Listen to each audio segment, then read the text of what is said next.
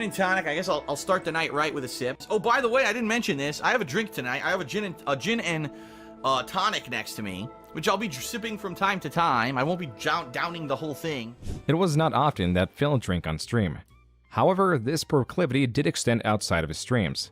Sometimes the bottle or mixed drinks made his way into his vacation videos.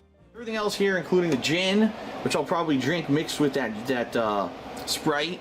To indulge so much cost Phil a fair bit. But now, in addition to owing money to credit card companies and the like, he, in September, found that he owed money to a fierce collector. I get this letter, all right?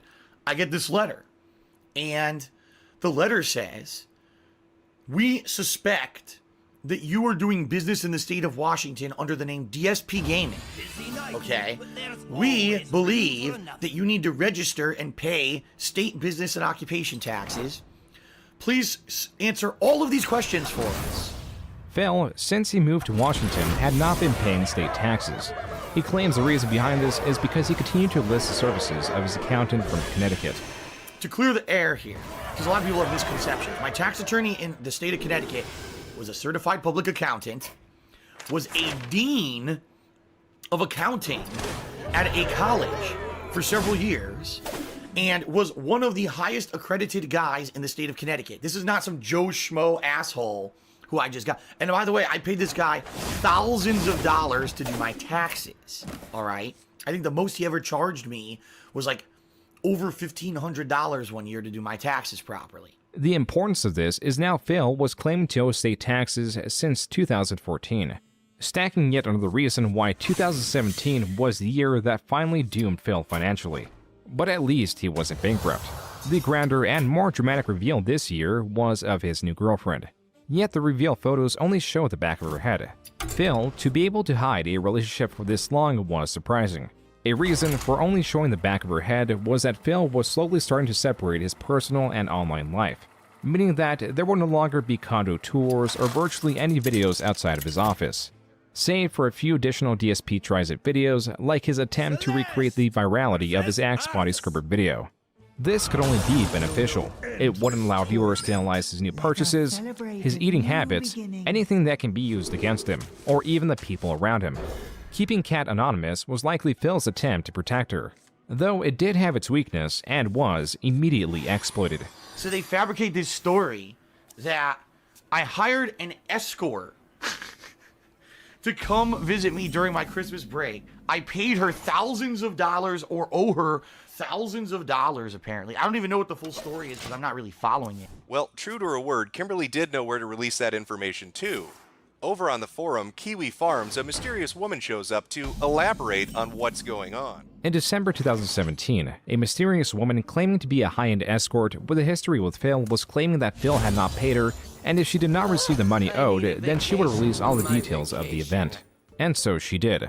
On Kiwi Farms, she developed a somewhat shallow story of Phil taking her out to dinner and spending a fair amount of money on her. Sprinkled in are notes about his bad credit, his disappointing manhood, and general notes on his house.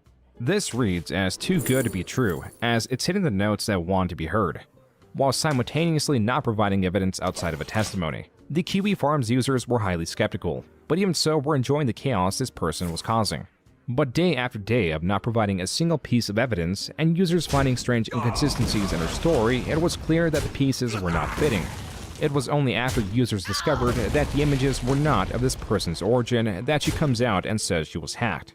It was not her at all. It was a catfish using her Twitter with stolen images. But no one was convinced. As a final Hail Mary, this person attempted to shift the blame on Fred Fox of the defunct Sons of Kojima by taking down their website and bringing it back up with the simple Fred Fox in the heading. It was not until this fake escort's identity was found under a different name, Angelina Capri, that the true culprits were unmasked. It was quite easy to find the domain registry, and with it came the identity. The culprits quickly tried to amend this information, but it had already been archived.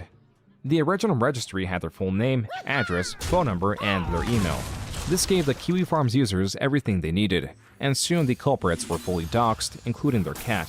Revealed and archived was their personal YouTube channel, one of their daughter's YouTube channels, Twitter's, photo buckets, a lengthy history of information that was more than enough anyone needed to confirm this married couple ran an extortion and impersonation racket. They had a history of impersonating beautiful women and using their images to create profiles on adult websites where the wife would livestream her real body and pleasure herself, but only reveal her lower half as to not spoil the ruse. It was only when they tried to extort Phil through a different tactic and interact with his highly paranoid community that this was all discovered. If there was any doubt left, Phil would cave in and reveal his girlfriend Kat, who moved in shortly after. Number one, like I said, it's the best relationship I've ever been in my life. Okay? I feel like she's my soulmate. I do. I truly do. And I am in love with her. Absolutely. She's in love with me.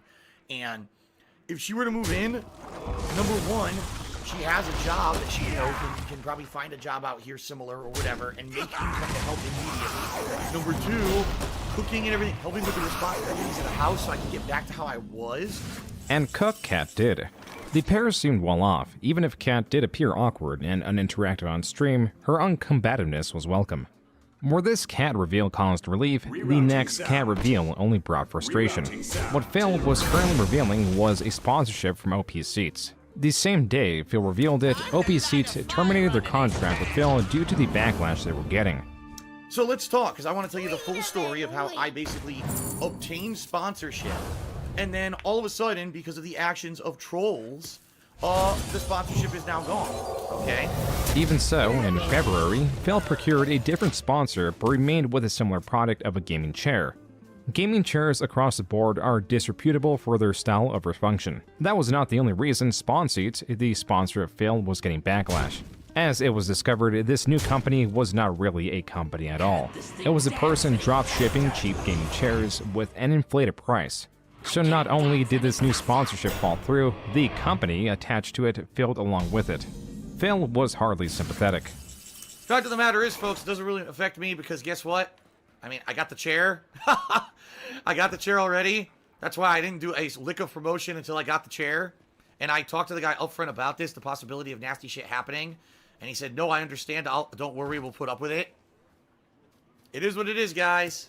As much as detractors work to spoil his mood, they can hardly compete with the natural and novel interactions Phil has, like with this 11-year-old on VR chat.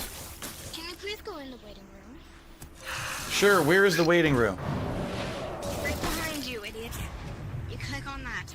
Double or nothing. You didn't have to call me an idiot. I just walked in the door. I'm trying to figure out what's going on. Well, if you look around, you would have been able to know. It literally says waiting room on top of it. Wow. You're quite rude. Wow. I'm 11. One more death can't hurt. Good, now I'm away from that annoying fucking bitch of a kid who I would have slapped in real fucking life if they talked to me like that.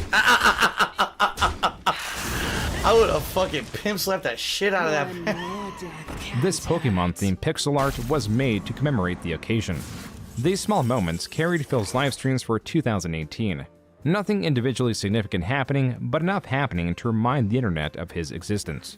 This all hardly competed with ongoing events. Relative to the collaboration between popular live streamer Ninja and popular musician Drake, DSP was practically non-existent. Until he began tweeting about their collaboration, starting by calling Drake and Ninja overrated. Phil sought to detract from this collaboration, from the likes of which were rarely, if ever, seen. Tweet after tweet, he argued with Twitter users. At some point, he even slided PewDiePie, claiming he is a product of hype and not quality content.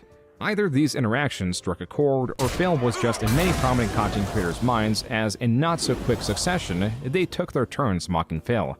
Like iDubbbz promoting the idea of Phil doing a collaboration with any rapper. In the background, there were leaks about Phil wanting to take down a video that for a short moment mentioned the Escort Saga, but in the foreground was PewDiePie. You may not like it, but this is what peak performance looked like. Onion Man versus Soy Boy. iJustine was goaded into another response from the same quote, and Phil finally also made it into a Watch Mojo video. This Twitch user had the bad idea of prematurely turning on his camera. Right before starting the live stream, he gives himself a short break to relax. Oh, the camera's on. The camera's been on the whole time, huh? I don't even know.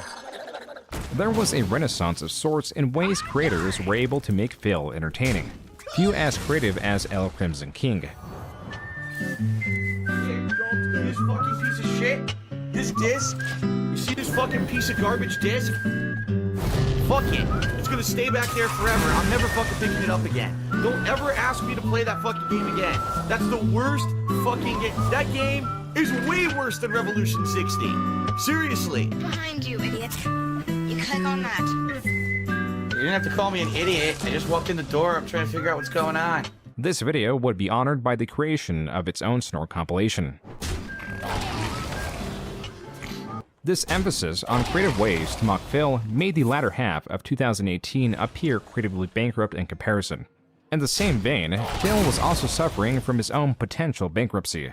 Basically, in a nutshell, without going into too much detail, I'm not partnered anymore. In July, he announced that he had split from Curse, claiming the separation to be amicable. Now, having to rely on his own, unsuspended AdSense account, Phil found that he was making far less than he was with his partnership. On top of this, his views were halved without explanation, going from an average of 2 million a month to hovering just around 1 million. And so Phil did what he calls an emergency livestream, trying to brainstorm ways and goad sympathetic viewers to help with donations. Provided was also advice. A common recommendation is to get a job outside of content creation. Phil, not wanting to consider this option, had these messages delivered in rather creative ways. Phil, being a fan of the WWE, reacted to this person holding up a sign that reads, quote, DSP get a job, unquote. This was not even the first time this happened. Last year, a person held up a similar sign, though less legible. Phil, opting to continue streaming to dwindling audience, would suffer the consequences of dealing with his remaining audience. These are superfans that stuck with him regardless of countless examples of Phil's ill will, and on the other side are his most persistent trolls that remain even after the majority of trolls lost interest in Phil's cyclical nature. On the other side was a user known as Student Common, or TUT for short.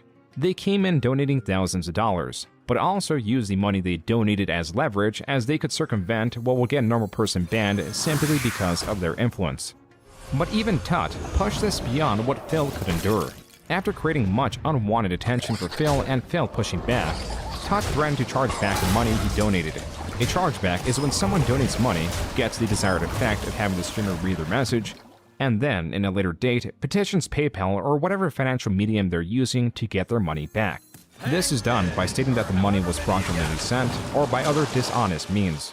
And TUT did try to charge back some of that money, only to fail as PayPal sided with Phil. This was a victory for Phil, but in the grand scheme of how much he was bound to owe, it didn't seem like much. In addition to my normal income, I need to raise about another roughly $16,000 between now and April. This plays into why Phil is labeled as an e-beggar, a person that petitions, guilts, or even demands donations from their audience. While it is normal for streamers to subtly stimulate donations through appreciation, Phil's tactics are more direct. Taxes are going to be my main thing I have to figure out this year. Making enough money not only to pay the bills, but my taxes are coming up, and right now I'm focused on just getting through this year. Hopefully being able to pay my taxes somehow. I'll be honest with you guys.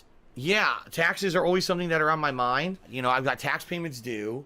My state taxes are due in January. My federal taxes are due in April. If I could get through paying the taxes for next year, the federal taxes, their taxes were high. Things like tip goals and the like on stream to try to raise funds for my taxes and all that. This very much works. In December, Phil's relentless discussions of money launched him into the 4th highest number of Tier 3 subs. These are subscribers that cost $25, and somehow Phil got 204 of them. With an average of 372 viewers, means that each viewer paid on average $13 solely from their Tier 3 subs. But also, the donations are disproportionate, as subscriptions can be gifted. Donations and other tiers of sub have also been taken into consideration, and Phil also receives donations that for the time being were not accounted for. Typically, surges in donations or the like are linked to unique or interesting streamers rising in the ranks, receiving donations to produce more of their content. And to Phil's credit, he was planning to do something unique, something no streamer would ever even consider. And that is a marathon to raise money to pay for his taxes. All right, it's going to be via tips, meaning the only real viable way for you to contribute to help me out in this situation is to tip me, because you tip me via sending funds to my PayPal, and that allows me to have those funds right away and put those funds toward my taxes. The marathon was to take place in March of 2019. The goal was to raise around $5,000 through tips. And as Phil mentioned, the tips he received, which is the money he made through PayPal and not subscriptions or other Twitch integrated services, would be used towards taxes. More than likely, probably now, at this point, I've probably raised like around $9 because every dollar tip I only get 67 cents out of. I probably got, no lie, like $500 tips today, and all those only like 60%. So, but it is what it is. Thank you guys. This was not very close to his $5,000 goal, so Phil did a second marathon in April where he made a bit more money as seen through the bar at the top, again stating where all the money would go to. I said some people have been asking me questions like, what's going to happen now? It's very simple. With all the money that I've raised for these taxes, I'm going to put my tax guy and say, this is what I have. There was some natural skepticism and some paranoia around Phil, as he has shown himself to be a dishonest person. And so, in the detractor community, wild theories spread, but only the most gullible swallowed all theories around Phil. The newest theory came from the blindsiding reveal that Phil had gotten married to Kat and used the funds earned from the tax marathon streams to finance some of the wedding. But Phil got on stream to quell some of the unrest. And by the way, as I'm going to explain, don't worry, again, everything I've told you guys up front about that stuff is true. Every dollar that was raised from taxes is going towards the taxes. Now Phil is reasserting that all the money went to taxes. But later in the day, he states that was not the case. And I did 2 different marathon events, alright, that raised, in total, if you actually look at the amount of tips that I raised that can go towards these taxes, was around, I think I want to say just under $2,500. But also what people need to understand, which they don't, is that normally I raise tips. And normally tips go to paying bills. So even though I raised $2,500, a chunk of that had to just go to pay my monthly stuff normally. And so even though I raised $2,500, in reality, it was probably under $2,000 that I had left over afterwards to put towards the federal taxes. Phil had lied throughout his marathon streams and the streams afterwards by now stating that over $500 or so went towards his bills and other expenses. This contradiction seemed too great, so I asked Phil about it. Phil responded with a superbly long-winded response. His answer is buried in this line, 2 words in his 357-word response. Quote, I misspoke, unquote, meaning that he misspoke about all the money going to taxes. What I failed to mention was this was not the only piece of evidence I had reconfirming that all the money from his fundraising would go to taxes. But again, as I've already said, I can assure all of you that there was no deception whatsoever on my part outside of the fact that the wedding existed. All funds that I raised for taxes and the like are going towards taxes. Not a dollar, not a single dollar that was supposed to be raised for taxes went towards anything during this wedding or anything. Nothing. The clear answer is Phil lied, and the money raised is unaccountable. What few people knew at the time was Phil had a 10-year plan. In a conversation with his mother, who had bailed him out previously and delayed a potential bankruptcy, Phil was presented with 2 decisions: file for bankruptcy or develop a 10-year plan. This 10-year plan was meant to phase him out of content creation into a more traditional job. It was even clear to his family at this point that his online presence was only causing trouble for him and those surrounding him. Even now, there was an uproar of displeasure where a few mods were rebelling and leaking private chats and other items surrounding Phil due to his recent lies about where the marathon money was going. Phil did not understand the depth of this backlash. On the flip side, Phil did not understand goodwill either. On May 9, 2019, Phil tweeted, quote, took a day off the entire internet, but hashtag ProJaredHilarity was at the top of everyone's Twitter feed. Haha, whoops, unquote. Now that ProJared was growing through his own controversy sparked from his lewd Tumblr and confusing open relationship, Phil jumped in on the anti-ProJared bandwagon.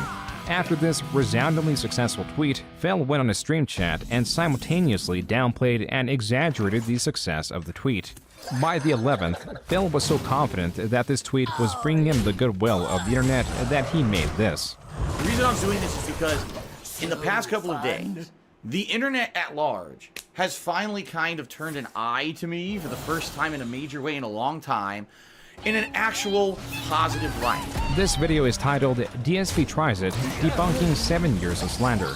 In a nearly 2-hour video, Phil took a cursory glance at some of his controversial moments, like the time he said Minecraft was stupid, dating Panda Lee while she was 18, or explaining the escort drama that had long been proven false. Lacking here was everything else, from his financial woes, his treatment of his audience, his lashing out at other creators through minimizing their achievements or insulting them altogether. Phil's video was completely lackluster. Even a successful video dispelling his controversies would not change the fact that the reason people watch Phil is to laugh at his antics. His Saucy Mondays, streams where he goes off camera to stir a pot of Italian sauce, has no inherent value to regular people. But his lies, on the other hand, tend to be captivating. Marky Mark says, what is my favorite drink? I like White Russians. Oh, I never had a White Russian before. Never had a White Russian.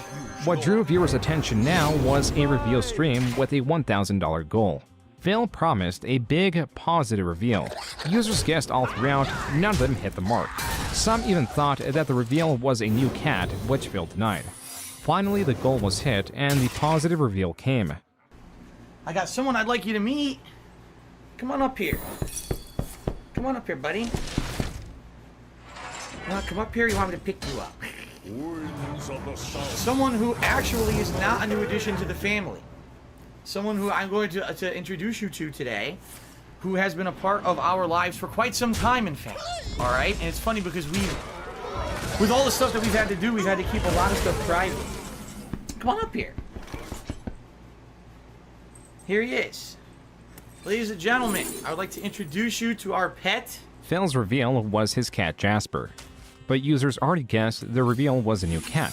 Phil's reasoning was they did not guess correctly enough. So a lot of people, you're right, a lot of people did guess that a cat was the thing. The thing, a lot of people say, oh, it's a new cat, it's a new cat. It's not. Jasper actually has been our cat for a while. On top of this, Phil got another $1,000 donation from a single donor through the miscommunication of there being a second positive reveal. The easiest way to find out how controversial a stream was to find out how many bans occurred that day. And according to this user-made graph, the day Jasper was revealed, there were 451 bans on his stream. But this graph relates to Phil's stream only. On September 29, 2019, Phil was seen not on his own channel, but on the Quarterings, a creator who is controversial in his own right, but utilizes it to make a living. This is something long anticipated because Phil sits in the relative safety of his own streams and controls the dialogue. Adding a different prominent creator would mean there would be no place to hide, and some have tried to secure an interview with Phil. But Phil is very careful, very selective. He only allows those ignorant of his rich history to reach him. And even then, there can be stipulations in place to block some of the most demanding questions. Like, how much does Phil owe? Where do the thousands of dollars in donations end up? Does he believe himself to be financially responsible? And instead of that, viewers got this. This is the most popular question. Okay. You're right. Where did the load go? Normally, a like to dislike ratio is the most basic way to see how much viewers agree with any which video. But this time, there is something better.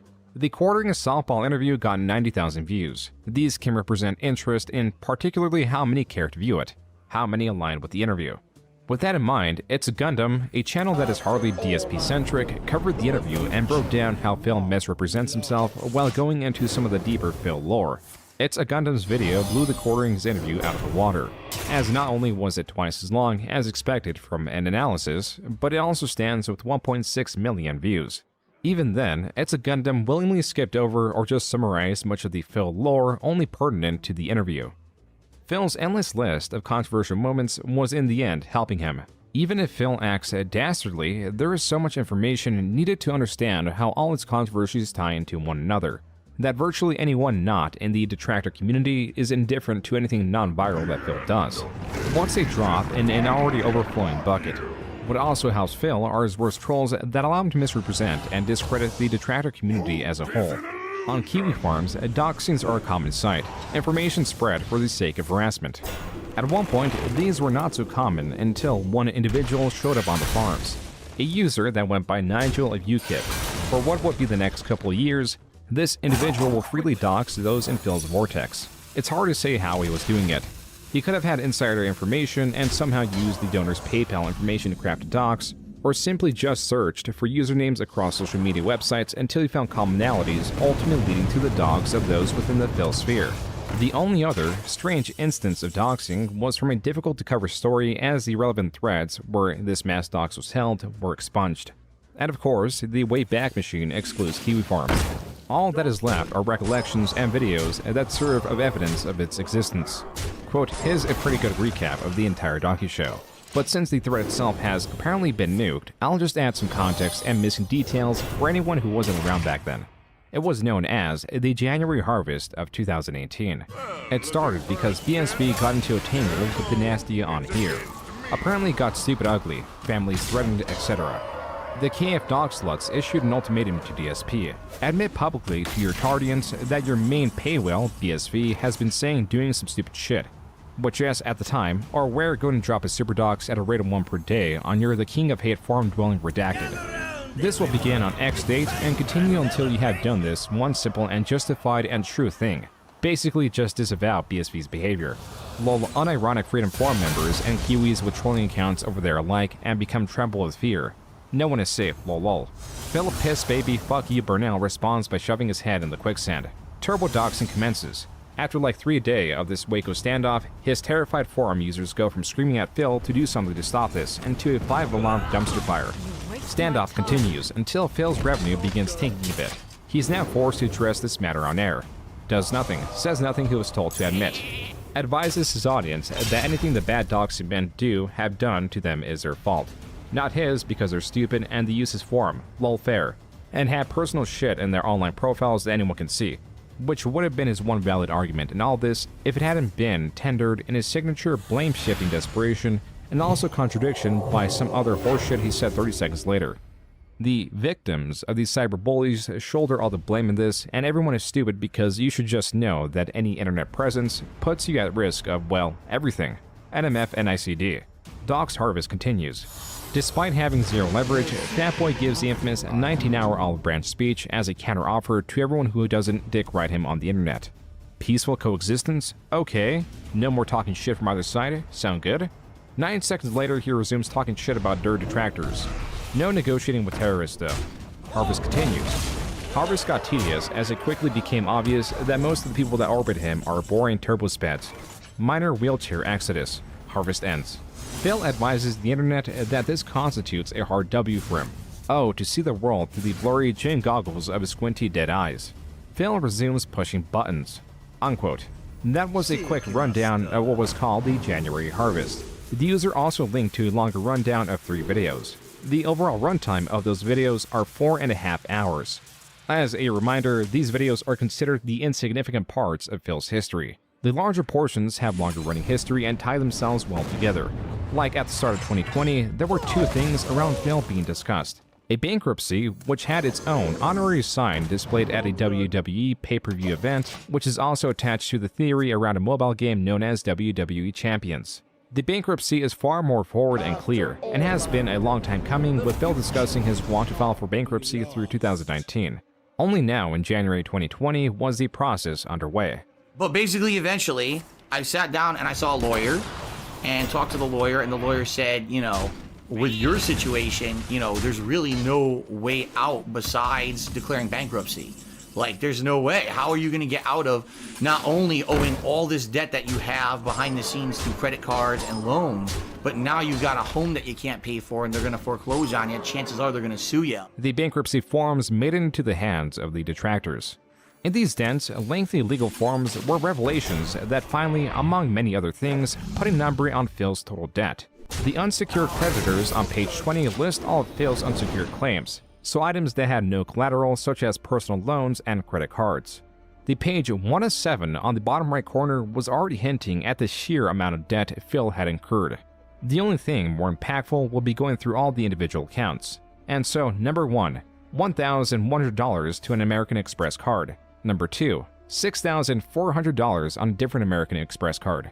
Number 3, $26,000 to Bank of America.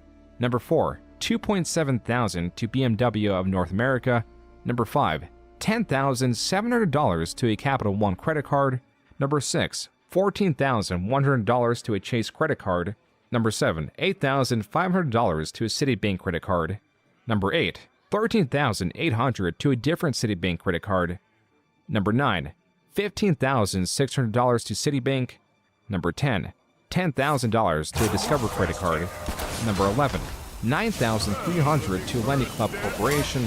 Number 12, 4,300 to Prosper Marketplace, number 13, 3,800 to Sam's, and finally number 14, 4,700 to US Bank. This comes to a grand total of $131,550.28. The secured loans with collateral include his car and Washington condo, which was now his only condo.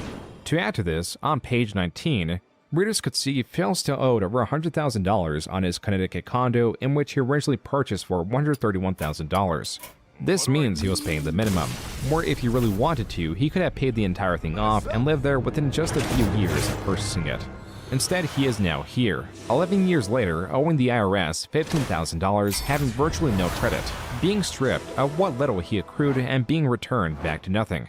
Was it worth enduring a decade of trolls, daily streams, managing lies, and being hated in the only community you know? The answer is yes, because Phil has something almost no one else has. Level 13 WWE Superstar, introducing Down from the Rafters.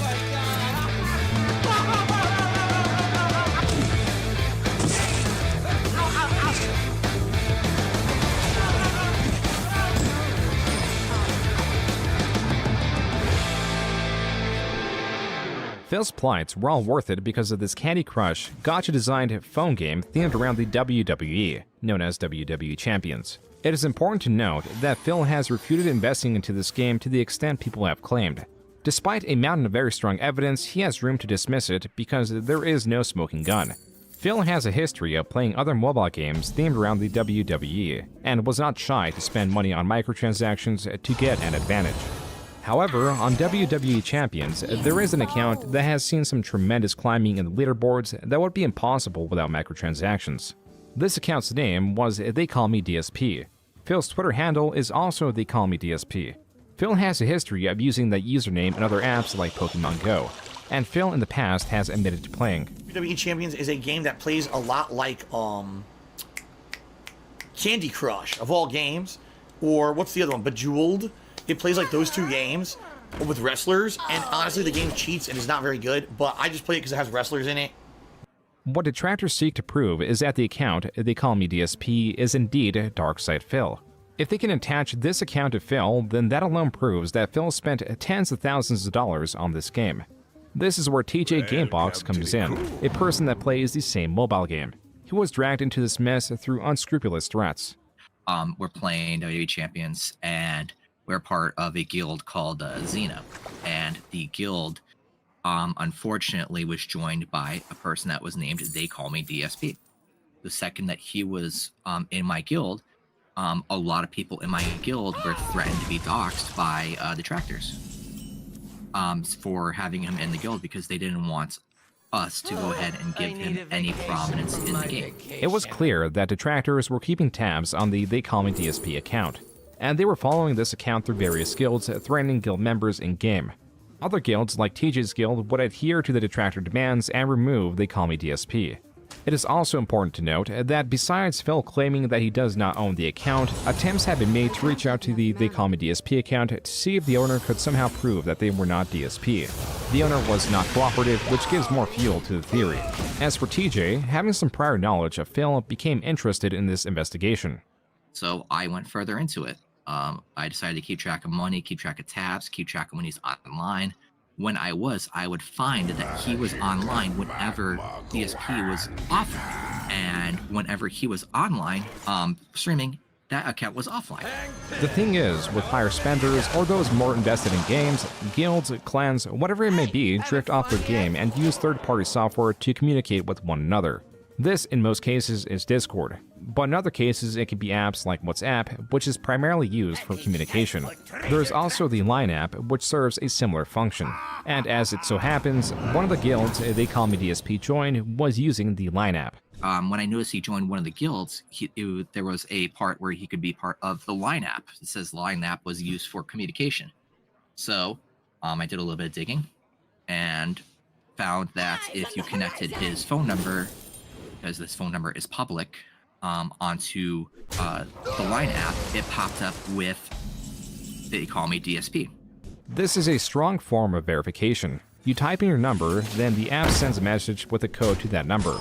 This is rather straightforward because though numbers can be duped with outgoing messages, messaging the number back will result in reaching the actual number and not any spoofed one. Forgetting about the need of phone verification, Phil initially dismissed it as a troll with creating a line account under the Call Me DSP. Sounds like someone made an account in my name to try to fucking screw me over, just like Discords and everything else that's happened this year. I know nothing about it, but it sounds like you're a conspiracy theorist, doesn't it? A viewer then informs Phil that his number is tied to the Line app account, to where Phil changes his tune. Bit Big Boy, you have to enter a code from an SMS message when you download the app. The troll has access to your text messaging. I'd contact the authorities if I were you. Oh my god. I'm just, seriously, like there's no way to dupe one of these app companies into thinking that you're using a phone number that you're not, right? Or there's no possible way that in the 6 years since my cell phone's been doxxed that I changed my number, right? No way possible that I would have possibly done that, right? Phil claims two things. Firstly, that it may be possible to fool a company through a spoof number, which it is not. The second is Phil introducing the potential that he changed his number during this time, which was countered by someone calling Phil's number and getting this. Your call has been forwarded to an automatic voice message system. Phil Burnell. Not only that, when ranting about John Rambo, he slips up. I have nothing to make amends for with Rambo. I never mistreated the guy. The guy was always told me that he was happy when we were doing work together and everything.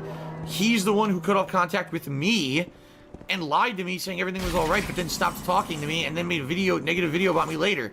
He would have to reach out to me. I am the one who still has the same phone number. I'm the one who, you know what I mean?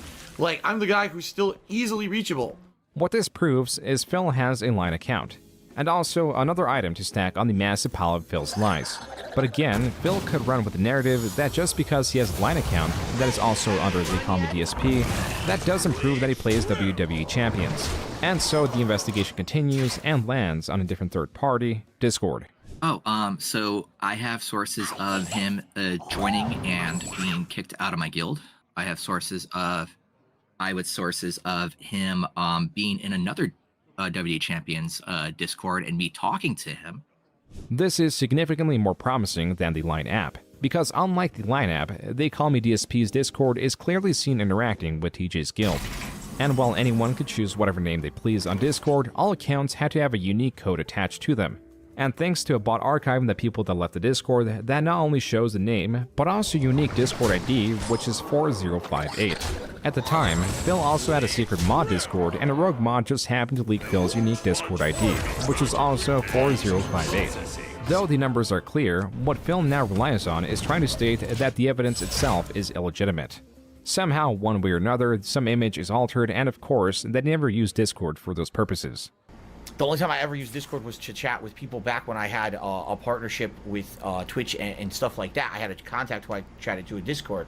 But outside of that, I've never used it for anything else. I don't even know what Line app is. I guess it's just chat. I don't know. Maybe it does do those other things. I have no idea. At this point, one can reasonably deduce that they Call Me DSP is Phil. Though Phil claims what should be definitive evidence is false, and relies on his minuscule credibility to sway his audience. And so the investigation continues to find something more definitive that Phil cannot excuse as false. This is where the bankruptcy documents come into play. His expenses are most pertinent. On page 32 of his bankruptcy petition, these personal expenses are itemized between him and his wife. His monthly expenses come around to $5,100. His mortgage and tax payment plan make up for nearly half of his personal expenses. There's nothing eyebrow-raising here. But then you look on Form 122A, the monthly business income and expenses. Here you find something entirely different. On page 4, it shows what Phil's income for the months of July, August, September, October, November, and December of 2019 were. He never made under $8,000, and in just these 6 months made a total of $55,000. But did he really? In this form, he listed his business expenses, which are separate from personal expenses. Expenses meant to only be related to his content creation job.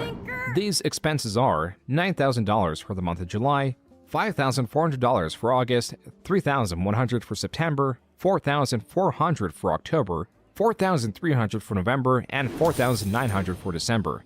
In July alone, he claims to have lost $867 from his streaming job somehow.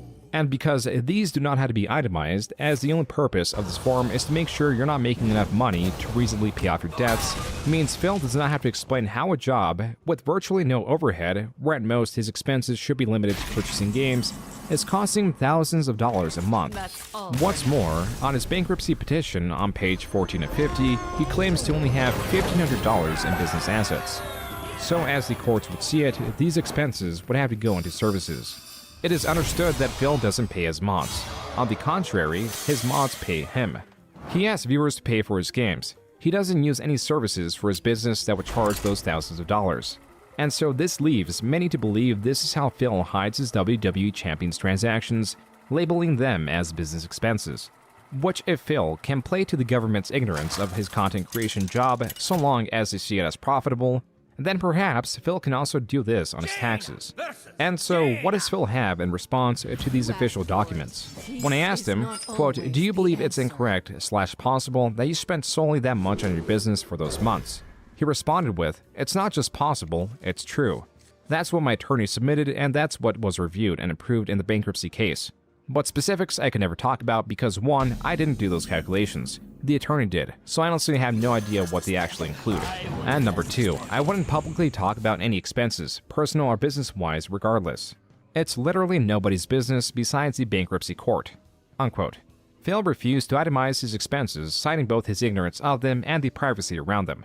There are also clear discrepancies on the filings. On page 12 of 50 in the bankruptcy petition, the box is checked that he doesn't own any non-farm animals, but he owns his cat, Jasper. There is also speculation on the valuation of his Washington condo, as on page 1150, it states it is valued at $379,000 according to Zillow. These smaller items made people ever more speculative of Phil and the WWE account that vanished. They Call Me DSP disappeared from the game, but there was an account that had similar stats. They Call Me DSP, so the Gun Show 87, so now Down from the Rafters, which, by the way, you cannot use the name Down from the Rafters in WWE Champions because the name is too big. So that means it was changed by a bot. It was changed by Scrollbly. Down the Raptors was his last name change. As the account stated, this will be the last time they would try to change their name, as it was clear that they could not hide from the trolls that follow them, thinking that they are, quote, "some idiot video game streamer that they hate," unquote. By 2020, Phil was adamant that he had quit all mobile games. Not even just recently, but all the way back in 2018. In 2018, I quit all mobile games. I don't play them anymore. I got rid of them. I said, I'd rather focus time on important stuff with my family and stuff. I don't waste time. They're all, I keep telling you guys this. Mobile games are money sinks. You put money into it, you put time into it and money into it, and you don't get anything really out of it unless you're constantly keep playing and sinking more money into it. That's the truth of the matter. Quit all those mobile games because they were just pay to win. It got to the point where they're really fun to play at first, and then you realize you can't actually progress unless you drop money to get all the new cards. Far more captivating at the time was the ongoing bankruptcy proceedings. The next matter is Philip Burnell. This is Rochelle Sheffield for the debtor, and Philip Burnell is with me. He's in your office with you? Yes. And Mr. Burnell, you there? I am present. Yeah. That audio was from a 341 meeting. In this meeting, the debtor, Phil Burnell, is accompanied by his trustee. A basic rundown of this meeting is to catch discrepancies within the bankruptcy filings. Creditors are expected to, but often don't attend. This call took place during COVID. Many facilities were closed, and the online space was looked upon as the temporary replacement, a place where Phil's trolls lived. Nancy? Yes? Sorry, there's 60 people on the line for this call, so I think that's the problem. Okay. A reason so many were invested in this call, some even live streaming it, was to see if Phil's inexplicable business expenses would be questioned. What is WWE Network? WWE. Oh, WWE Network. That is just an on-demand video service for watching, professional wrestling. That is not business related. Many, with the opening of that question, thought that was the moment Phil was caught. But it was just the service that was being asked about. You've provided me a copy of your PayPal account for 1 month. I would like to see the last 6 months of both of your PayPal statements. Oh no, it's gonna happen. This also turned out to be a false positive. But again, hopes were up when Phil was asked to explain his business expenses. Do you consider a business Anything relating, to the business for the instruction of my tax attorney. So it could be, the cost of a video game, the cost of a subscription for a video game, a microtransaction within a video game, the cost of a piece of new equipment, maintenance on said equipment every month. It could be the internet, cost of internet every month. It could be cost of, utilities necessary for the business, cost of cell phone for the business. This was dismissed rather easily, likely through the ignorance of the attendees. But if anything, it did prove that Phil knew how his business expenses were calculated, making people more curious about what they could be now that he couldn't dismiss the expenses as being ignorant of them. And then the meeting was turned to the quote-unquote creditors. Okay, I have no further questions. Are there creditors on the line? Hello? Yes, are you a creditor? There was only one person willing to confront Phil. It was a troll concealed as a creditor from Citibank who had one burning question. Reviewing your filing, it looks like you stated here that you have about $5,000 a month in business expenses. Can you itemize that for me? Hold on. What followed was a few seconds of silence. Phil was likely in conversation with his trustee and came back with this. Nancy, I'm not sure this person is for Citibank. I'm sorry, excuse me? While the troll continued to masquerade as a representative of Citibank, through his persistence that Phil was attempting to distract from the question, there was issue with his question. With the meeting looking at the Schedule J form, the questions were pertaining to Phil's personal expenses.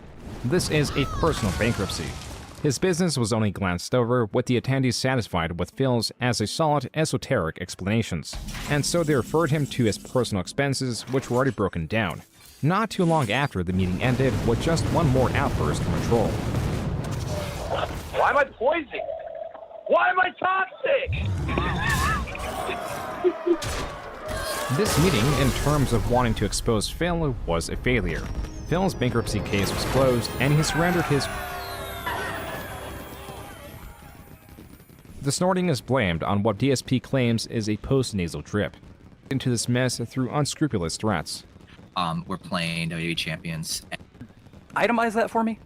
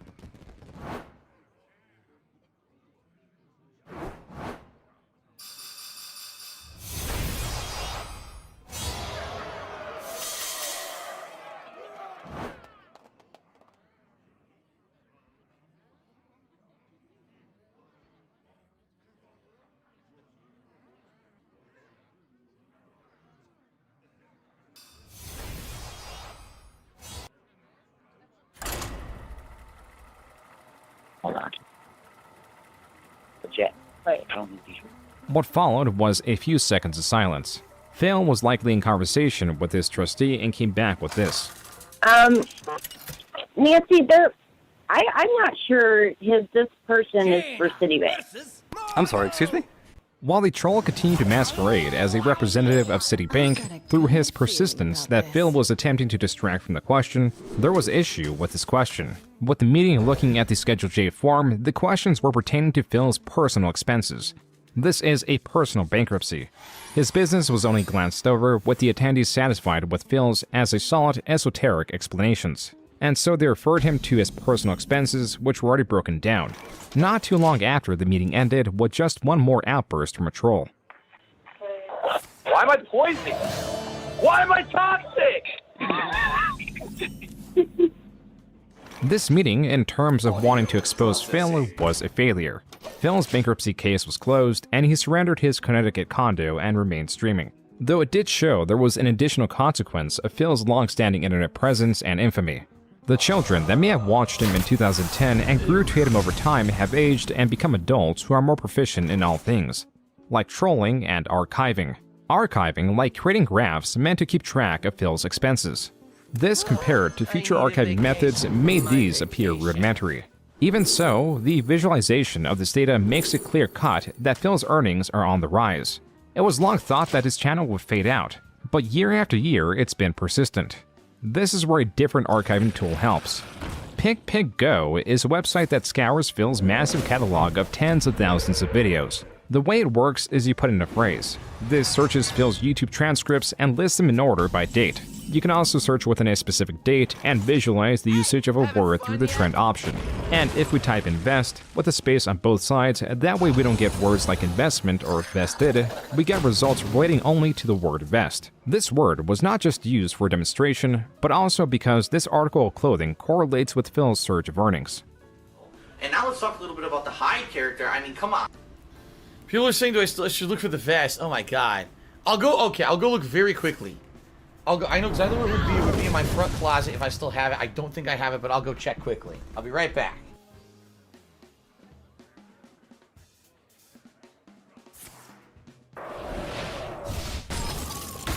Well, I'm sorry guys, I just couldn't find the I couldn't find the vest. I don't know where it was. It was right there in the closet. The vest is an item that Phil wore in the past and was being noticed during a retrospective stream. What he perceived to be a funny moment was turning out to be something bigger. It was sticking with viewers and they wanted more of it. Well, Evil Williams says, I think the Black History merch t-shirt really contrasts the vest. It brings out the positive side of Phil. Phil be dabbing at detractors with this new fresh streaming look. Every day, I will do something different. One day I'll wear sunglasses. One day I'll wear a vest. Yeah, like it matters. Doesn't matter. Anyway, so we had the tips goal. I'll wear the vest. And we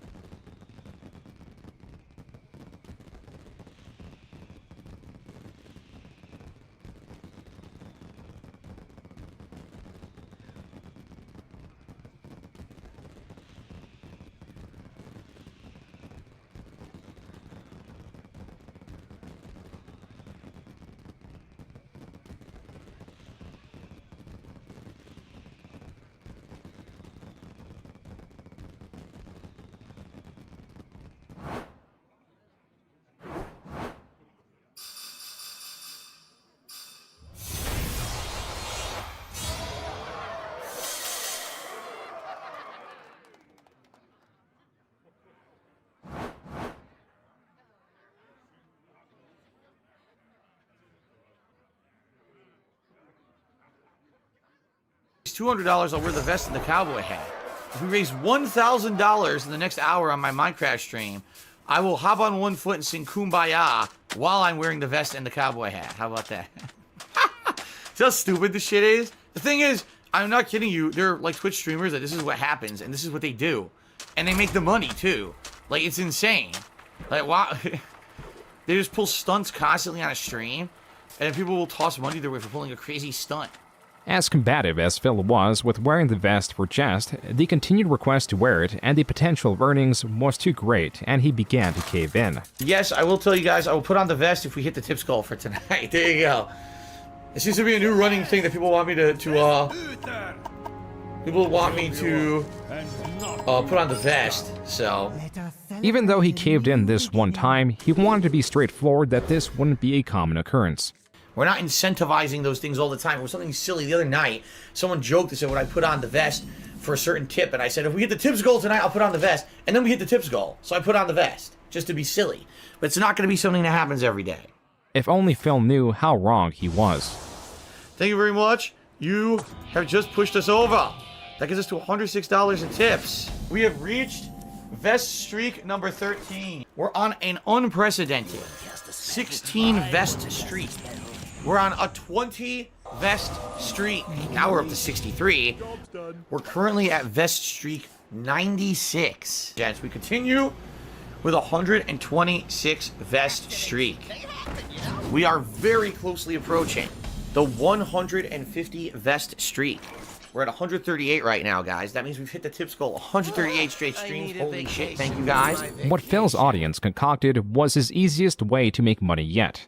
If the stream hits $100, he would put the vest on. So long as the $100 were hit, the vest streak, as it was called, was maintained.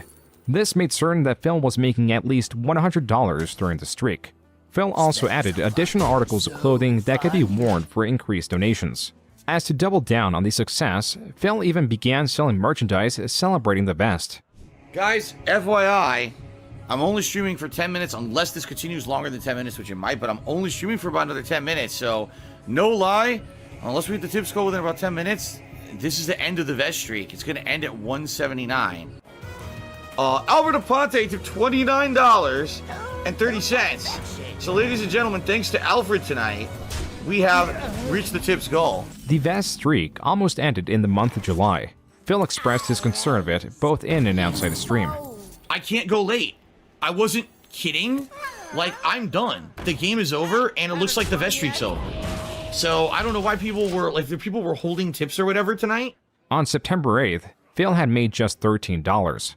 While viewers had pulled through a few times to rescue the vest streak, the difference in donations was too great and unrealistic for anyone to save it this time. But yeah, like, I was hoping to keep the vest streak going so that I could actually afford both new consoles and everything, and now it's over. So. While Phil prolonged his stream a few more minutes, no donator swooped in with a large sum to save the vest streak, and it died on day 276. Phil knew that it had to die eventually, yet was greatly displeased in the moment that it happened. The next stream, Phil was quick to try to find a different trend. Now, my wife had a crazy suggestion. Alright? I know people are immediately gonna jump on this, but because it's fucking stupid and embarrassing. But my wife said, if you hit a tier 2 tips goal, here's what you should do. You guys ready for this? This is her 100%. This was her suggestion. All right, you ready? Spinning in his chair as a reward did not catch on. Phil just kept the articles of clothing as standard reward for the tips goal. Yet, with the streak gone, so was all the hype, and Phil's earnings dipped once more. Taking this opportunity, detractors paid a mix of internet figures and wrestlers to make cameos. Alright, Darkside Phil. It's Kevin Nash. I mean, I've fucking read some disturbing things in my life, but Jesus Christ, I mean, you spent $40,000 on a WWE Championship mobile game? You went into bankruptcy for half a mil. You play video games all day long while your wife works her ass off. You masturbated on YouTube, live stream. They wanted to prosecute you, but they said your penis was so small they couldn't actually make it out. So they couldn't tell whether you were masturbating or playing with a fucking skin tag. When I got your dossier from the fucking almighty fucking Egg Gang, I said to myself, this is a sick puppy. This is somebody who needs some fucking serious fucking help. Dark Side Phil, what the fuck is your problem, dude? How the fuck do you have such a great business degree, dude, and you're a fucking $500,000 in debt? What a fucking idiot. Valedictorian of what? Fucking Muppet fucking theater, you moron. Darkside Phil doesn't understand the depths to which he has sunk. So first and foremost, spending 40 grand on WWE Champions mobile game? At least gamble it away. But on the mobile game, embarrassing. And the fact that because you sit around the house and you allow your wife to work while you're playing video games and you're going 500 grand, 500 large in debt, embarrassing. It is important to remember that both his detractors and fans would be willing to spend money on either side. His fans in particular could be considered the most generous on Twitch. Like, I would say about like $800. That was ex-viewer PW Dubs estimating how much he donated to Phil. But why would he donate so much? I never like get tipped to help him out. The reason I tipped really was just to try to get a reaction out of him. With PW Dubs continually attempting to get a rise out of Phil, bans were common. But because he was donating, so were unbans. Over time, I would say things that sometimes get me banned, but eventually I just send an email and I'll get unbanned. Like with most donators with the intent to troll Phil, Phil does eventually become exhausted with their excuses.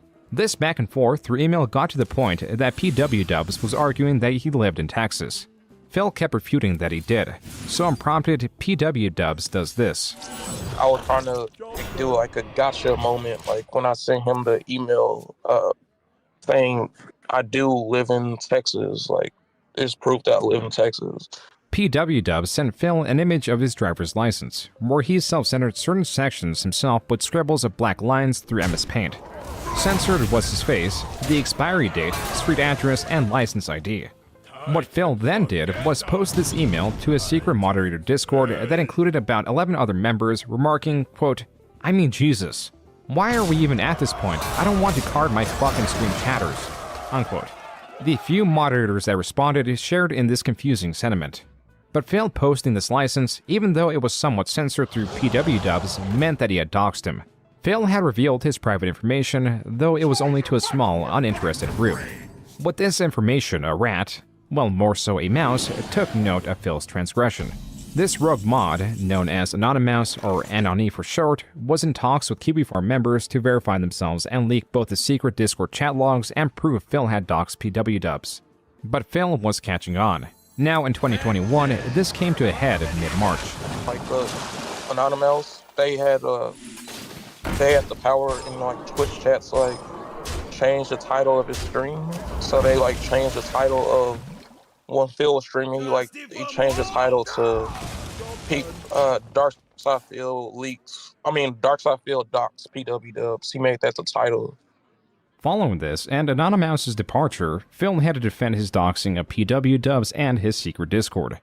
So his question specifically is, why didn't you ever mention that you had a Discord? We asked you before if you used Discord and you said no.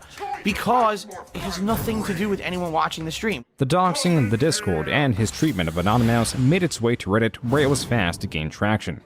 Anonymous, in his post, made sure to censor everything the driver's license had on it except the words driver's license. Phil admitted that he shared the license in a small moderator Discord, but used the small size of the Discord and the fact that PW Dubs censored some of it himself in his defense. Then came the argument that Phil did not share the censored version, confusing Anonymous's full censor against PW Dubs' partial censor. Even so, it was all a bad look for Phil. And not just Phil, but also Anonymous. In a place like Kiwi Farms, posts range from general observations, to memes, to full vitriol, all of which is typically welcome.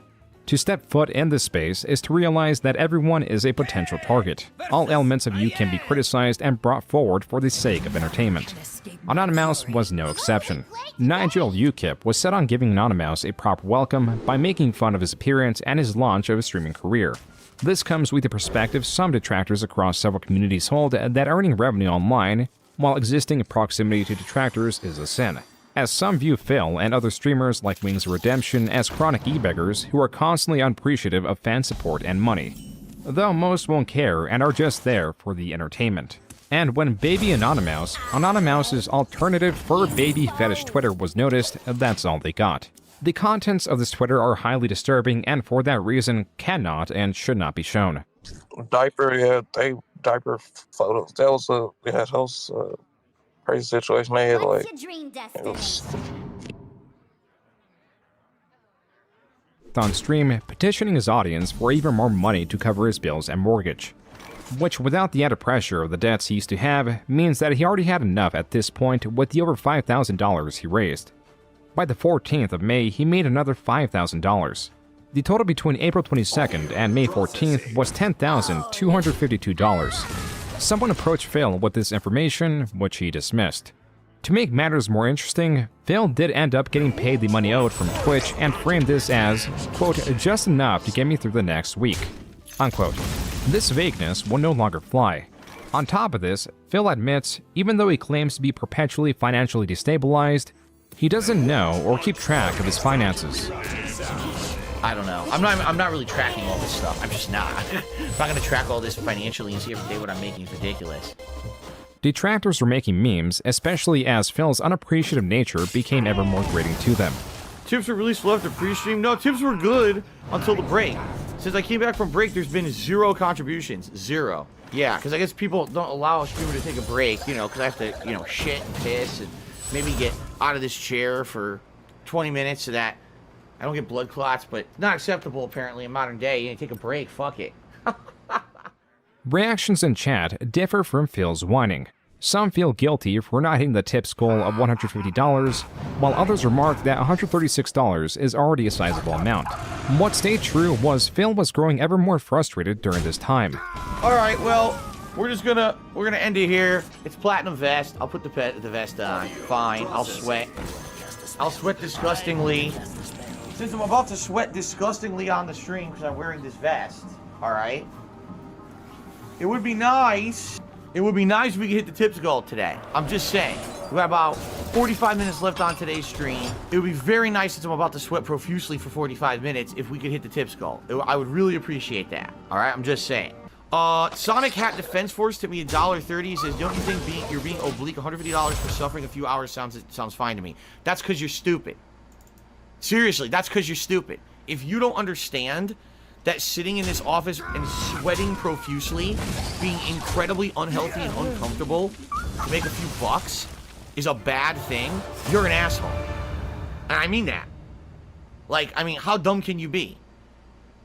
I might as well just fucking, do completely crazy shit on the stream constantly, putting myself in harm's way. What are you, dumb? Yes. If you don't understand the difference between, let's purchase a hat that's a hat meant to be worn normally by a human. It doesn't overheat you. It doesn't hurt your body. It's meant to be designed so it doesn't hurt your neck or whatever. A nice hat, right? Versus a fucking costume you're only supposed to wear, for a few minutes momentarily for a party or something. You don't get the difference? You're an idiot. As if to ease from the serious drama starting 2021, attention was again shifted to moments Phil made a fool of himself. And of course, moments like these on stream. Now, there was a gun. Where did it go? What the fuck? He had a gun. I wanted to get it. It disappeared. Yeah, I didn't get it. For some reason, I don't know how to get a gun off of a guy. But he had a big-ass gun I wanted. And I didn't get it. It is important to remember that it was not just detractors, fans, or uninteractive viewers from both sides that were paying attention to Phil. Because we've shown you that these new items and abilities give you lots of different gameplay in the different levels, the flow is motivating. And most importantly, we can actually use that motivation to prioritize exploration. Here's a quick example. I want you to watch what the player does here as he boats around.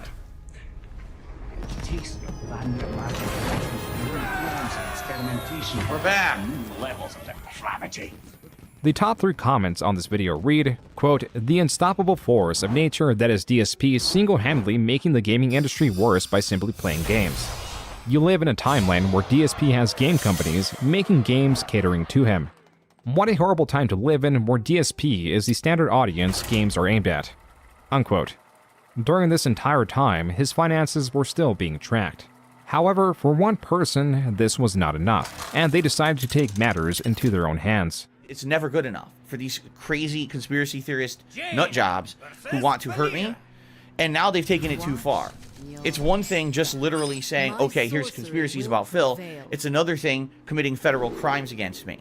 Yes, so someone just randomly posted that they went ahead and accessed his bank leaks on using Bank of America, using their telephone, and reverse engineering his social security number to go ahead and figure out how to access.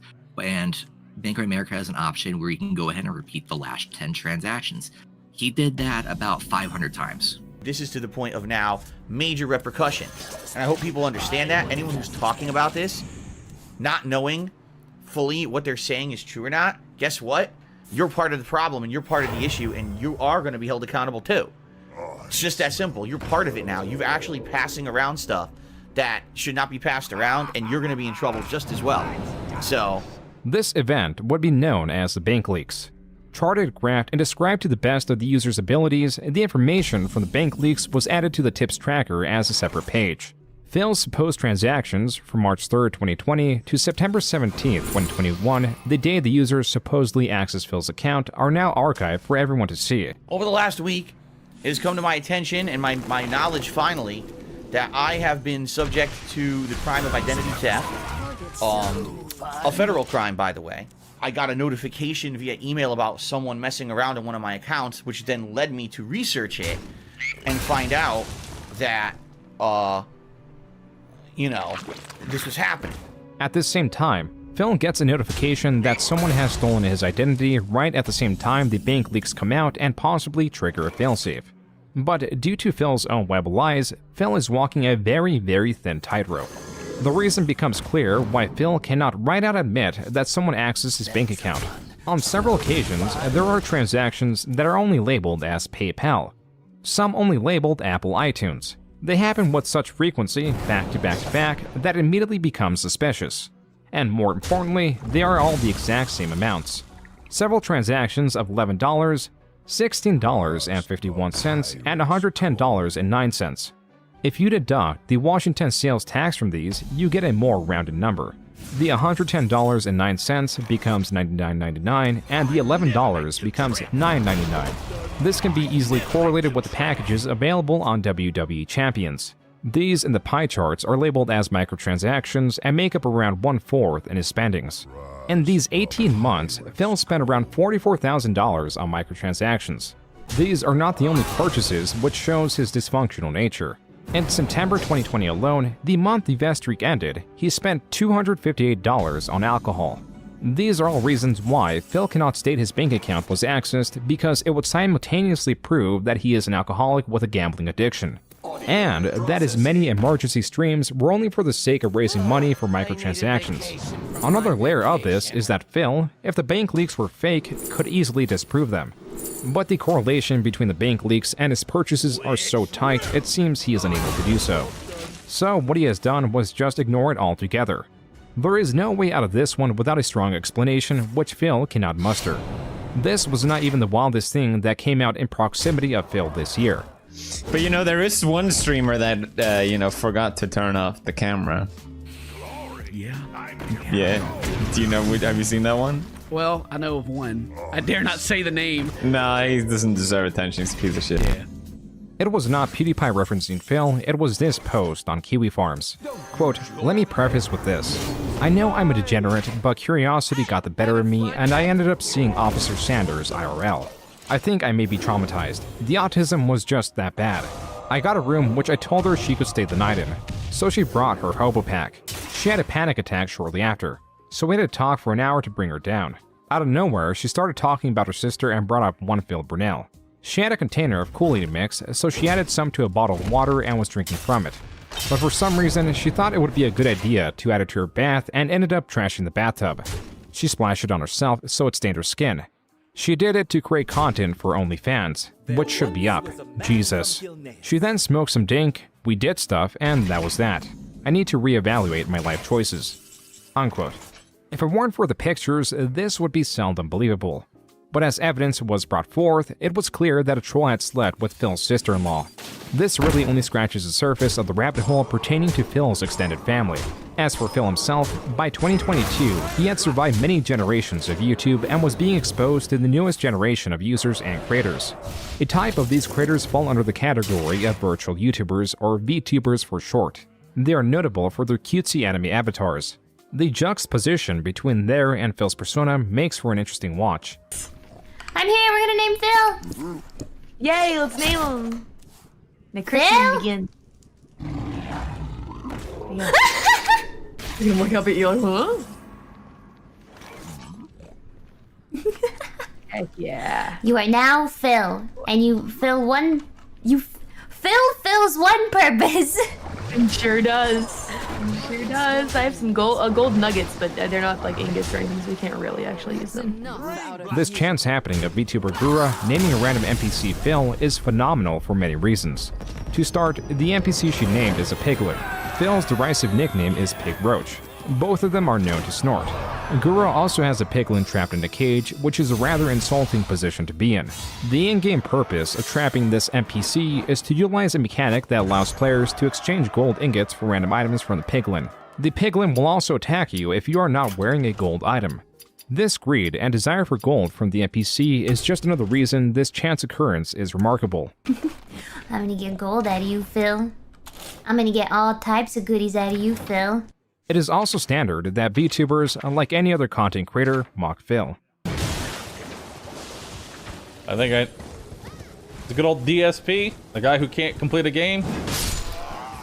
You know, it's honestly a wonder that DSP is still around to this day. He's like a relic. He belongs in a museum. He's made his career entirely off being bad and horrible.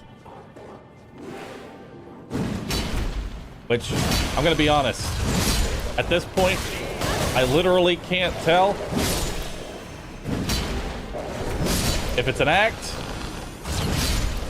and he's just really committed. I can't tell. How'd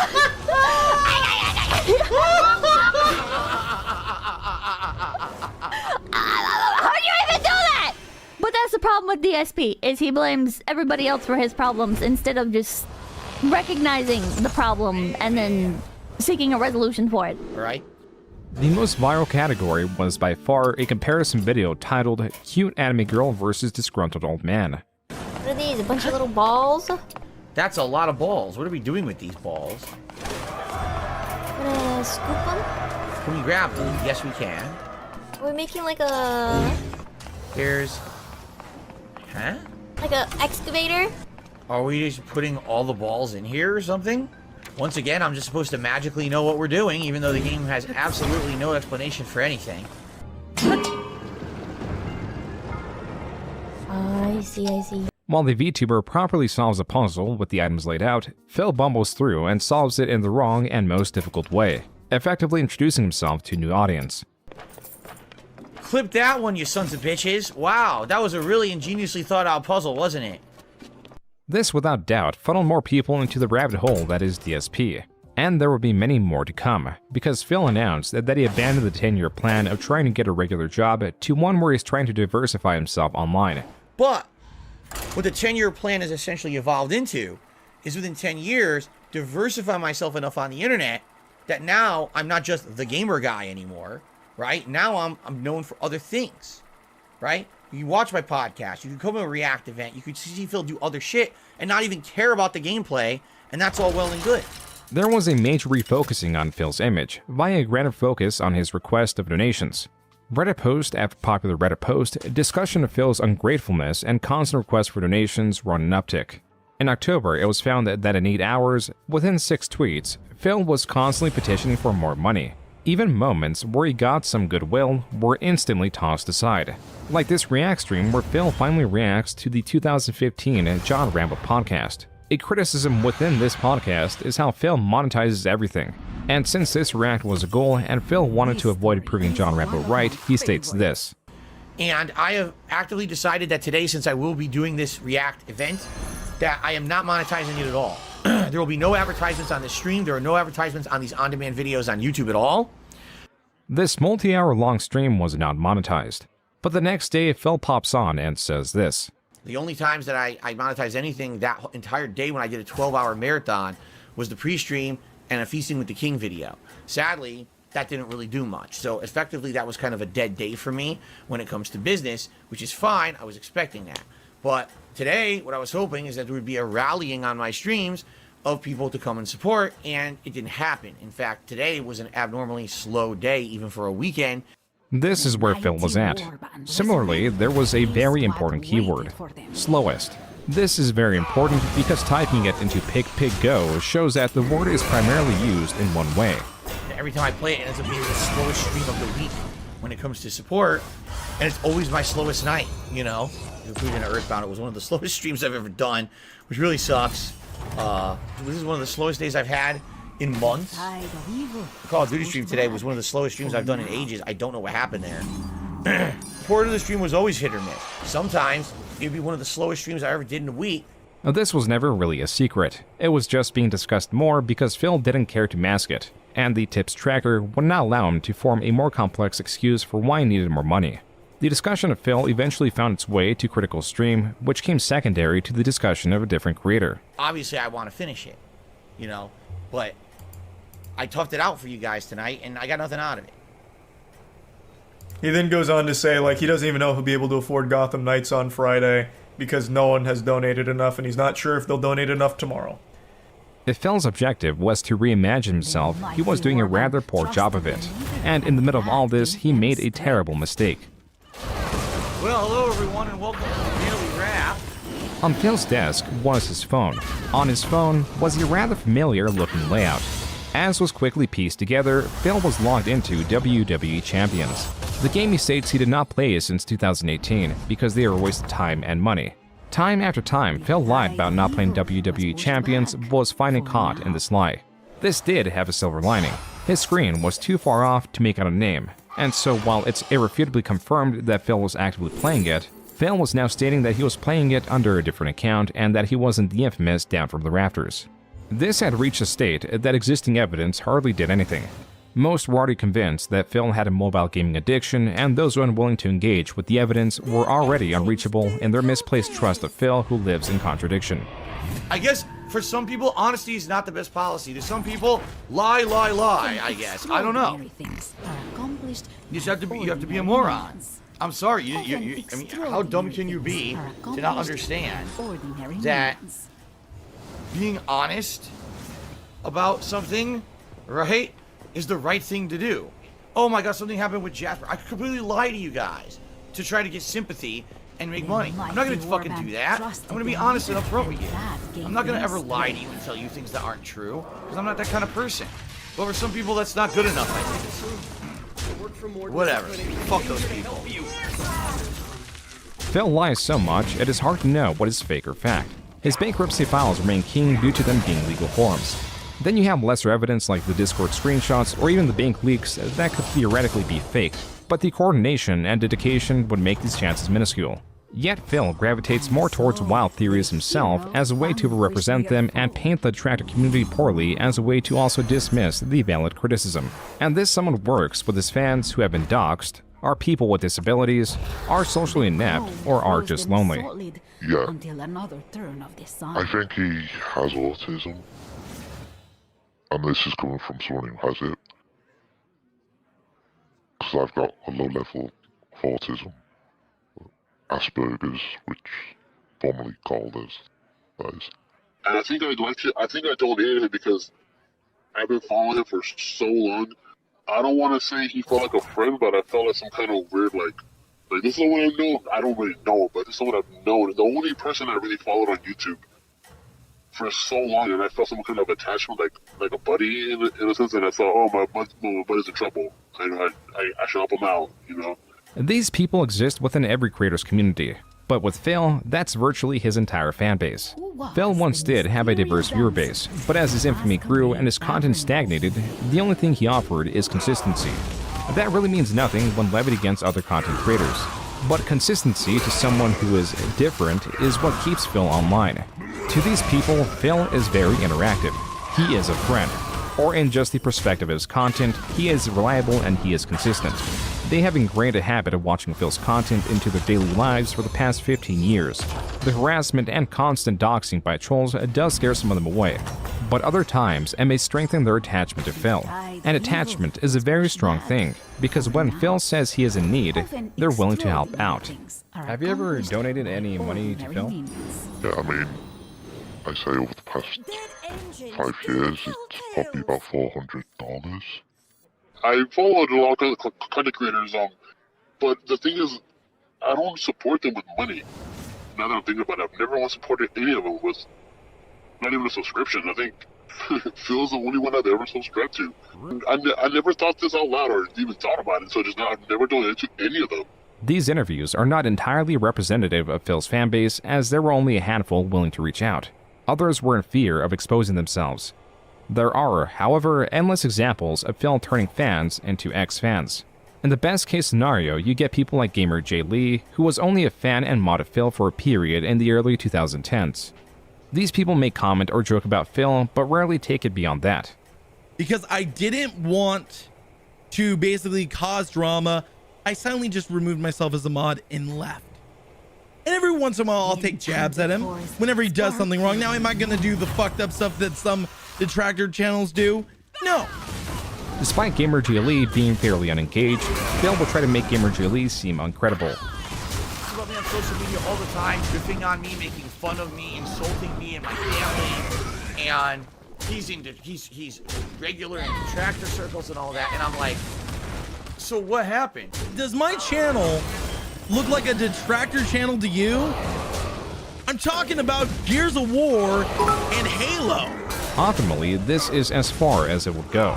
But when you factor in this happens to his most dedicated fans, that experience is sliding directly from Phil, those intense people, like his fans, have disabilities, are socially inept, or are just lonely, will take their obsession and twist them against Phil.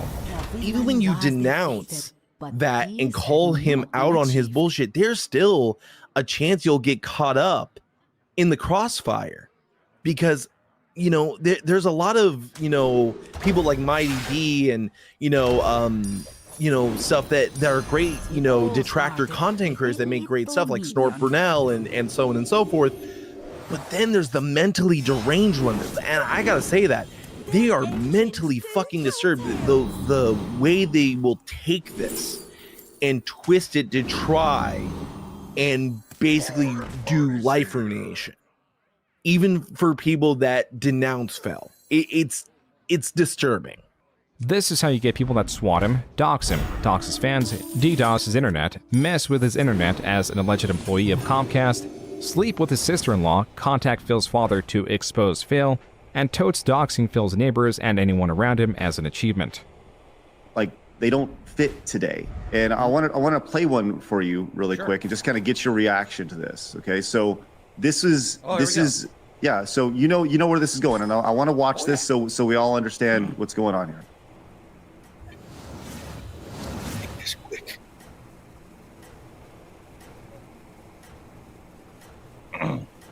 All right, boys, prepare the slave trade. We're selling her right off for profit. Put the kid in the vehicle. Stay with her. That's right, she's too valuable to escape. She's worth lots of money. Phil tried to grasp at anything to defend himself, stating that it was out of context, that the girl's race wasn't even a factor he considered when he made the joke, and that in today's standards, that joke is somewhat acceptable. None of Phil's rhetoric was convincing. In fact, his constant jumping to different, sometimes contradictory points were putting the host on offense. The $5,000 business expense thing has been talked about by your detractors quite a bit. They say, what could you possibly be spending $5,000 on? Expenses that a tax attorney wants to know you're spending every month? Geez. Your mortgage, because if you work from home, I guess that's part of it. I don't know. Again, I'm not a tax guy, but your cost of your mortgage. All of your utility bills that apply to you operating the business. Hold on. Phil, you've been doing this for 17 years and you don't know what your business expenses are? You don't know what you get tax write-offs on and stuff? I mean, like... Specifically? No, I don't. Phil was pleading ignorance. He pretended to act confused in what his business expenses are, when Phil clearly stated in the bankruptcy 341 meeting exactly what his business expenses are. Yeah, and basically anything related to my internet content creation, you know, including, like I said, cost of video games, cost of subscription-based services, microtransactions within video games, cost of internet. Phil successfully convinced the host that he was unaware of what was categorized as business expense, and so the conversation moved on. Do you currently still play WWE Champions? Yes. With Phil's admittance that he still plays WWE Champions, but not as the Down the Raptors account everyone claims he is, the conversation then moved to the bank leaks, which is something Phil had always skirted. According to these leaks, there have been dozens, hundreds of transactions to the Apple Store. Many over hundreds of dollars that had been there. Were those your transactions? No. Phil finally had a statement on the bank leaks. Here, he pivoted from stating that the bank leaks were not accurate, that they were related to the identity theft, then to that the bank leaks were not him at all and were entirely manufactured. None of Phil's statements throughout this entire interview were very convincing. But Craig quickly thought of a way to try to prove some of this. If I was, but just confidentially, between us, will you send me a screenshot of your account, of your WWE account, and just so I personally, I will not share your name to anybody, but just between us. Man, I have to think about and vouch for you. Yeah, and I will vouch for you either way. I have to think about what kind of risk that. I don't want to say. Here's the thing. I'll consider it, but I can't agree yet. I have to see exactly what's the risk. Before Phil could fully commit to sending a screenshot of his WWE Champions account, his internet cut out. Circle back with you on Phil. Phil, you still there? You look like you're frozen. Did we lose him? I hope not. With Phil gone, even for just about 5 minutes, the offer to send the screenshots was off the table as he could have created or manufactured a fake account. Another consequence of Phil's short disappearance was that the host had Keemstar join in the place of Phil. Keemstar was particularly relevant, not so much for the drama that was going on between him and Phil, but because Keemstar was trying to launch a new podcast known as the Lolcow Podcast, and was previously trying to get Phil on board with a $50,000 deal that as long as Phil joined, the same deal would be extended to the other two potential co-hosts. So the conversation was not so much about Phil and Keemstar, though there was plenty of that, it was about the money. It was that though Phil constantly petitions for donations, he would not accept a deal that provides what would normally be life-changing money. The algorithm sent his live stream in my feed, so I tune into it. And I'm telling you, the minute I tuned in, I saw Phil begging for money to pay rent and utilities, and I just lost it in his chat. I'm like, I cannot believe that you're doing this right now. 2 weeks ago, I was trying to get a hold of you, offering you the greatest opportunity you've ever been offered in your entire career. The Lolcow Podcast was eventually made without Phil's attendance, and without the $50,000 offer to the other two co-hosts, which also turned them against Phil. There is some speculation that Phil refused the $50,000 because if he openly received such a large sum, he would not be able to pretend to be in such a rough spot financially. However, that is not entirely the case, as the dedication of his fans is underestimated. So if it came out true that Phil was addicted to that one app, because I don't know if it is, right? I'm trying to find what's going on, and I can't find anyone saying anything solid. Pretty much there's no solid evidence that proves anything 100%. But if it did come out, would it not change anything for you? I mean, I feel a bit hurt because he does often say, I'm low on money this month and all that. So, but you'd still probably watch him, or you'd be disappointed, is what I'm understanding. Yeah. And that's where Phil currently is. He is in a place of exchanging hate and admiration that to certain degrees are both undeserved. He rants for hours on end to deaf ears and exists to be mocked. He has what would be anyone else's dream job, but in his case, it's a nightmare. His donations are only decreasing as fans are rarely gained, and enemies are constantly swelling in ranks. Phil is touted for his survivability online when compared to other creators. But the truth is, he has made so many enemies of content creators, his channel was bound to statistically outlive some of them. He has made possibly over $1 million, yet has nothing to show for it, and is now uploading multi-hour-long videos daily for pennies. He has practically nothing to show for anything. There is only hate, contempt, and displeasure. And being that the only people that interact with him daily, sans his wife, are those utterly obsessed with his life, Phil will continue to curtail his personality around these people who do not represent a healthy reality, as he continues to hold on to what shred of his online career he can grasp.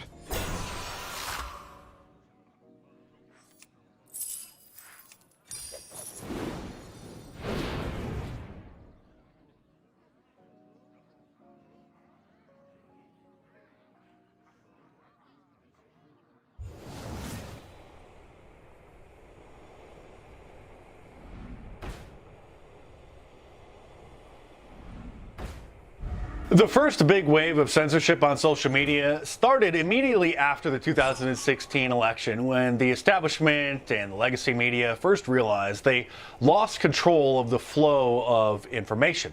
The second wave hit during the COVID pandemic in order to silence the lockdowns and mandatory vaccines, and the third began right before the 2020 election, like clockwork, and then went supernova immediately after.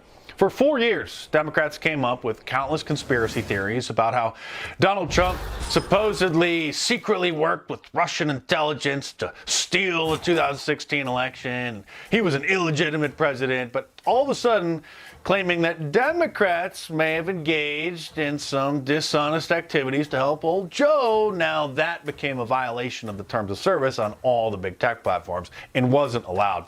Such discussions were suddenly deemed to undermine our democracy and said to be dangerous. Exercising your First Amendment right to question the outcome of an election or state an opinion that maybe something wasn't right was now forbidden. Censoring such discussions on social media about the outcome of an election was a new level of authoritarianism never seen in America. And up until that point, the only countries where people weren't allowed to question the election results were communist countries and third world dictatorships. The big tech platforms claimed it might cause more civil unrest in the wake of the January 6th protest at the Capitol, but they never had a problem with the systemic anti-whiteism, anti-police rhetoric coming from Black Lives Matter that had been inciting violence for years. Shortly before the 2020 election, the big tech platforms all censored the October surprise sprung on Democrats when the contents of Hunter Biden's laptop was published after he abandoned it at a repair shop. Aside from the bizarre videos recorded of him smoking crack and mingling with prostitutes, there were emails showing shady business dealings with Ukraine and China that involved his father. So to muddy the waters, hoping to hide the story, dozens of intelligence officials said that it was Russian disinformation, but it was obvious at the time, and would be undeniable later, that their claims about the story being disinformation was the disinformation. A year and a half later, after the Biden administration was an utter failure and Joe Biden had become an embarrassment, liberal mainstream outlets finally admitted that the Hunter Biden laptop story is true and that the emails and shocking videos are his, but they still deny that he or old Joe engaged in any influence peddling or illegal activity. The New York Post getting suspended from Twitter and links to the Hunter Biden laptop story being blocked on Twitter and Facebook was something most of us saw coming, but still another sign that the left was drunk on their own power. Of course, Donald Trump was banned from all brand name platforms after the January 6th protest at the Capitol got out of hand, but the Taliban and all of their officials were still allowed to have their accounts. So was and is Vladimir Putin and all government officials in Russia, even after they invaded Ukraine, but not Donald Trump. From that point on, anytime he gave a speech or an interview, if he mentioned certain things about mail-in ballots, signature verification, or the lack of signature verification in mail-in ballots, or the vulnerabilities of electronic voting machines, those videos would get censored from YouTube, Facebook, and everywhere else, including his speech at CPAC in February 2021, as well as his CPAC speech the following year in 2022. As the 2020 election approached, numerous high-profile Democrats voiced concerns about the security of electronic voting machines and even held congressional hearings about it. But once Joe Biden was declared the supposed winner all of those concerns vanished and couldn't be raised by Republicans. Many of the Democrats' concerns about the security and accuracy of electronic voting machines were actually legitimate, or at least based on actual possible vulnerabilities. And HBO even aired a documentary called Kill Chain, the cyber war on America's elections in March of 2020, which demonstrated some of the vulnerabilities they had, anticipating a Donald Trump victory over Joe Biden, which Democrats would have blamed on Russia hacking the machines. But all of those concerns went out the window after the election, and any Republican who raised them ever again was attacked as a conspiracy theorist and said to be spreading dangerous misinformation. They all wanted us to forget about clips like this. I continue to think that our voting machines are too vulnerable. The researchers have repeatedly demonstrated that ballot recording machines and other voting systems are susceptible to tampering. Even hackers with limited prior knowledge, tools, and resources are able to breach voting machines in a matter of minutes. In 2018, electronic voting machines in Georgia and Texas deleted votes for certain candidates or switched votes from one candidate to another. The biggest seller of voting machines is doing something that violates Cybersecurity 101, directing that you install remote access software, which would make a machine like that, a magnet for fraudsters and hackers. These voting machines can be hacked quite easily. You could easily hack into them. It makes it seem like all these states are doing different things, but in fact 3 companies are controlling them. There are a lot of states that are dealing with antiquated machines, right, which are vulnerable to being hacked. Workers were able to easily hack into an electronic voting machine. It was possible to switch votes. 43% of American voters use voting machines that researchers have found have serious security flaws, including backdoors. We know how vulnerable now our systems were. I know the hackathon that took place last year, where virtually every machine was broken into fairly quickly. I actually held a demonstration for my colleagues here at the Capitol, where we brought in folks who, before our eyes, hacked election machines. Those that are being used in many states. Surprisingly, a little over 2 years later, Donald Trump's Twitter account was reinstated thanks to Elon Musk buying the platform, and a few months after that, Facebook, Instagram, and YouTube allowed him access to his accounts again as well. This shortly after he announced he was running for re-election a second time, because they probably knew that keeping the Republican frontrunner off of their platforms during a presidential run would have incentivized millions of Republicans to join alt-tech platforms, which had been gaining in popularity. Then, 3 months later, in June of last year, YouTube finally lifted their ban on Republicans doubting the 2020 election results. YouTube claimed it was because they deemed there was no longer an imminent threat to people rioting again, like at the Capitol on January 6, 2021, since that tense time had long since passed and the anger dissipated. But despite the continued smears trying to paint Donald Trump as Hitler reincarnated, the bogus E. Jean Carroll lawsuit, the 4 different indictments, 91 different felonies they're trying to frame him for, Donald Trump is getting close to the White House again. And the Democrats, legacy media, and big tech are getting very nervous, which leads to the obvious question, what topics are they going to ban next? If you call it an invasion at the border, which it obviously is, will illegal alien be deemed just as offensive and forbidden as the little N-word? They've already banned videos talking about the Democrat replacement migration plan. I'm sorry, I mean the conspiracy theory, which obviously has no truth in it whatsoever. You can still kind of talk about it, but it's risky. YouTube censored Ava Vlardinger-Boric, or however you pronounce her name, her CPAC speech in Hungary earlier this year. She's a very beautiful Dutch woman who was trying to preserve European culture and gave a speech at the CPAC event there back in April, which was deemed hate speech, talking about demographic changes due to the mass migration of Muslims into Europe. And since illegal immigration is one of the top concerns of Americans, that's going to be something they will desperately try to hide. But maybe we've made such progress in getting out the truth despite their desperate censorship tactics. They may be realizing that their censorship isn't working, and it only confirms what we've been saying. Maybe we have shifted the Overton window so far that they can't censor us like they used to, because it only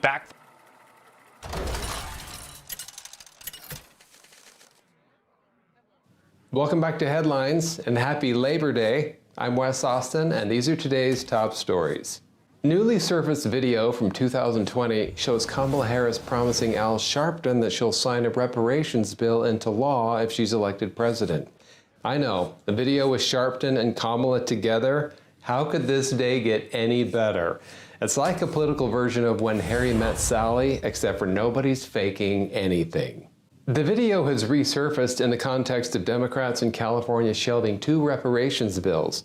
First, here's the clip where Sharpton asks Kamala if she'll sign a reparations bill. Would you sign that bill if it came across your desk? When I am elected president, I will sign that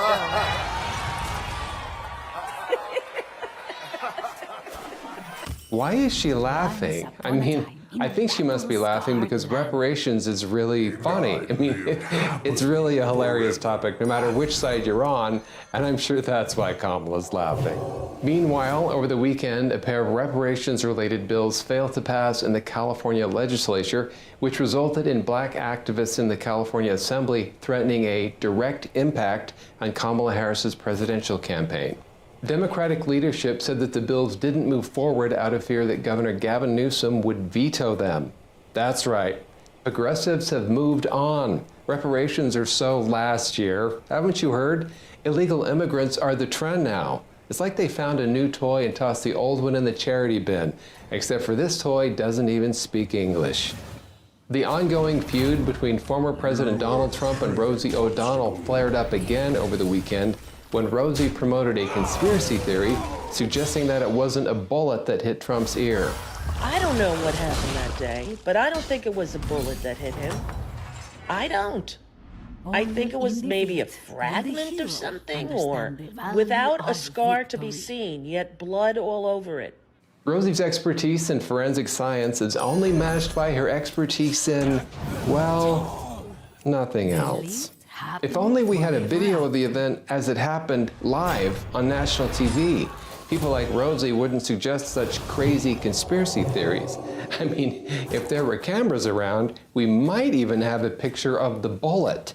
And if we had an actual picture of the bullet whizzing by, taken by a photographer from the New York Times, no one, no matter how insane, would say that Trump wasn't struck by a bullet.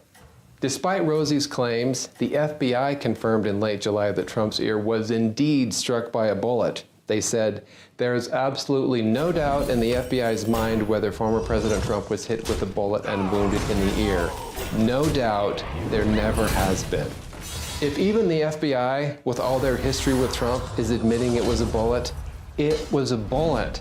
I mean, these are the same people who've been trying to get Trump for years. If they could have pinned this on an aggressive Q-tip, they would have.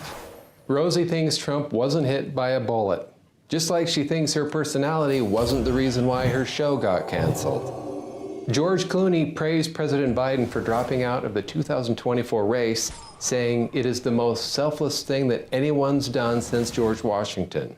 The person who should be applauded is the president who did the most selfless thing that... I think we'll remember that, George. What should be remembered. Atlas in the hot seat tonight. And Atlas. Goes by the name of Atlas the Bookkeeper. How you feeling, my friend? Let's head over and let's see how the documentary is doing, because quite frankly, this is the documentary, okay, on June the King's channel. And it covers a ridiculous amount of stuff. Like, look at it, all this stuff. The YouTube day, the early Street Fighter days, the early YouTube content. Me blowing up. Here I am. The shower. I don't even know this. $200,000. 200,000. No, this is $20,000. I don't even know what that says. I guess figure it out.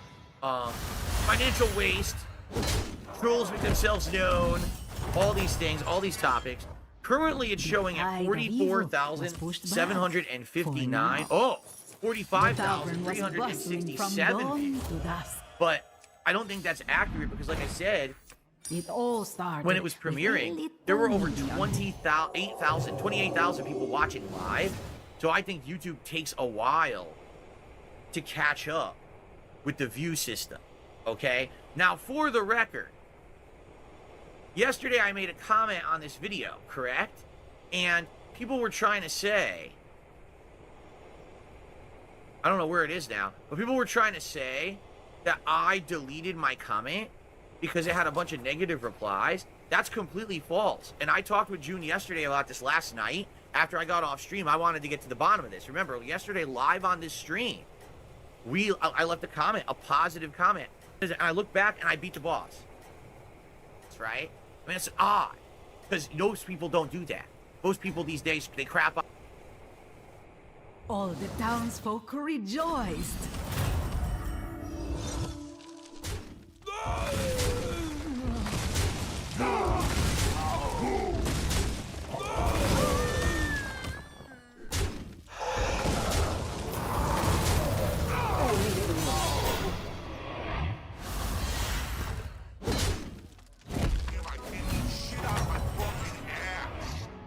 The tide of evil was pushed back, for now. Was even allowed back on SRK and was helping run regional competitions. As now patterned, his investments into the fighting game community continued to hurt his finances. He was even fired from his job at Best Buy for using an employee discount to purchase equipment that would be used at East Coast Championships 2006. Wait, mention how this now is like a... ESP's financial decisions became... At this point in the video, what hour would we be in with Phil's react? Probably 1 at least. Thank you. But specifics I can never talk about because, one, I didn't do those calculations. The attorney did. They say, what could you possibly be spending $5,000 on? But expenses that a tax attorney wants to know you're spending every month? Geez. Your mortgage, because if you work from home, I guess that's part of it. I don't know. I guess. I'm not a tax guy, but your cost of your mortgage.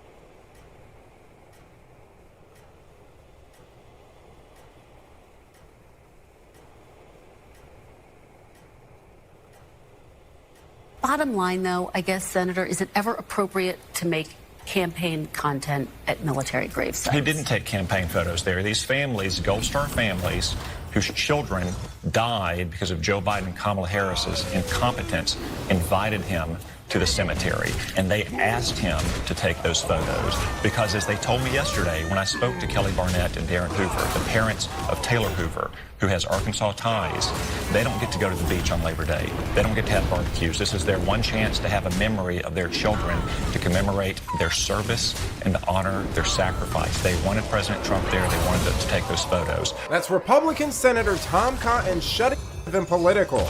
Them are sitting at her invited. Joe pretending that Trump visiting Arlington Cemetery is deeply offensive and political. You know who the family's also invited? Joe Biden and Kamala Harris. Where were they? Joe Biden was sitting at a beach. Kamala Harris was sitting at her mansion in Washington, D.C. She was 4 miles away. 10 minutes. She could have gone to the cemetery and honored the sacrifice of those young men and women. But she hasn't. She never has spoken to them or taken a meeting with them. Well, they did meet with them during the dignified transfer. Because of they were with them at the dignified transfer.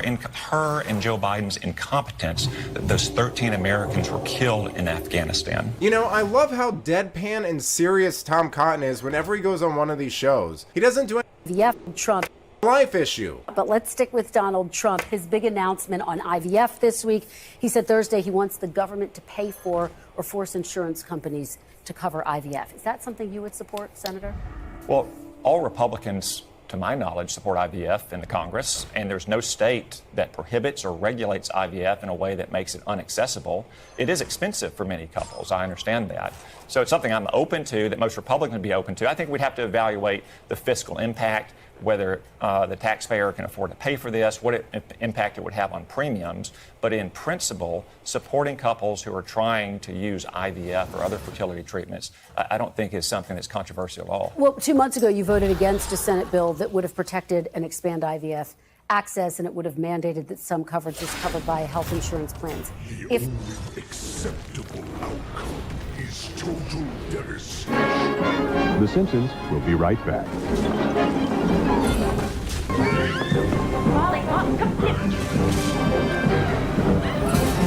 When you're through providing your own action for the evening, it's Blockbuster's turn.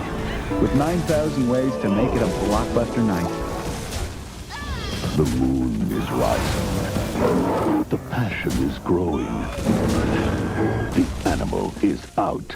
Nicholson, Pfeiffer, Wolf. From Columbia TriStar Home Video, rated R.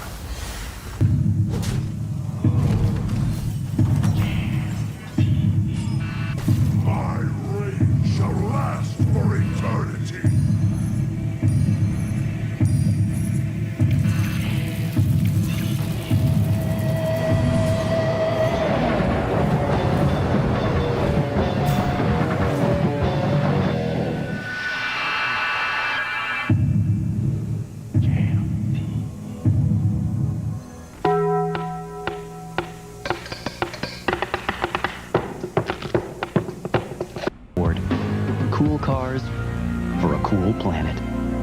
The most acclaimed movie of the year, nominated for 7 Academy Awards, including Best Actor, Best Director, Best Screenplay, and Best Picture of the Year. That's a bold statement. Pulp Fiction, rated R, now playing.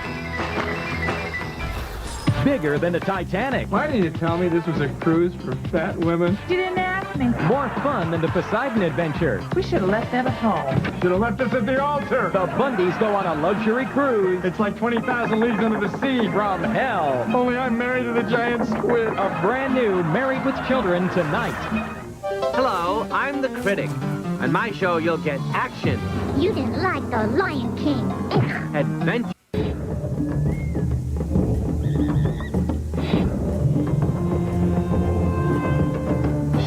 Once again, Jolly Rancher puts maximum taste in a minimum space with new Jolly Rancher Tropical Blends candy.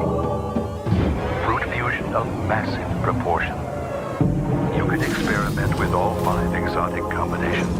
New Jolly Rancher Tropical Blends, the great taste of fruit, squared.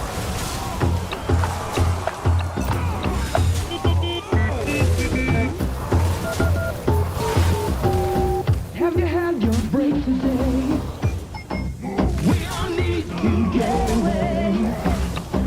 There's one place that's on the way. McDonald's is your break today. Have you had your break today? Oh, take time out McDonald's way. Save a little money for your smile and your tummy. Have you had your break today? Feed me, please me, touch me, squeeze me. Rush me down to Mickey D's. Have you had your break today? If you don't take the down away, take away the smiling face. Have you had your break today? Have you had your break today? Value City brings you part of a $20 million buyout. The entire warehouse inventory from one of the leading juniors and young men's national specialty store chains. Famous labels, the hottest looks, all the savings up to 90%. Young men's t-shirts and denim shorts, not $10 to $30, only $5.99 and $12.99. Juniors denim shorts, rompers, and short alls, not $18 to $30, only $6.99 and $7.99. Bodysuits and tops, not $18 to $30, only $2.99 and $3.99. This is just a sample of the many great values we're famous for at Value City department stores. Arnold Schwarzenegger, Danny DeVito. I'm your twin brother. Well, obviously. The moment I sat down, I thought I was looking into a mirror. Twins? Twins. We're twins. That's right. Roger Ebert says big laughs. Gene Siskel says 2 thumbs up. Arnold says, I'll be back. Arnold Schwarzenegger and Danny DeVito are Born to be bad. twins. Late Night Friday on News Channel 5. The Quick and the Dead is the most entertaining film of the year. Say that again. It's the most entertaining film of the year. Congratulations. You'll have a wonderful time. Want to play poker with me, little lady? Looks like you're having a pretty good time playing with yourself. It's loads of fun. You're pretty. You're not. Don't miss the year's wildest ride. Sign me up. Sharon Stone, Gene Hackman. The Quick and the Dead. Rated R. At theaters now. After all these years, my competitors are still waiting for us to get soft. I guess they think eventually I'll just retire. Then everyone around here can take it easy. Next thing you know, our chicken won't be as fat. Maybe we'll stop feeding them so well, or inspecting them quite so carefully. Maybe Purdue chickens won't have more breast meat than everyone else. Well, gentlemen, if that's what you're thinking, I've got some bad news for you. It's a little project I've been working on for the past 45 years, the result of decades of intensive development. Meet my son, Jim. He may be even tougher than I am. I have to be. My name and money-back guarantee are on every bird I sell. This could be my greatest achievement yet. Look, I'm going back to the office. What are you going to do? I think I'll take a vacation. Check this out, man. We're rolling this way.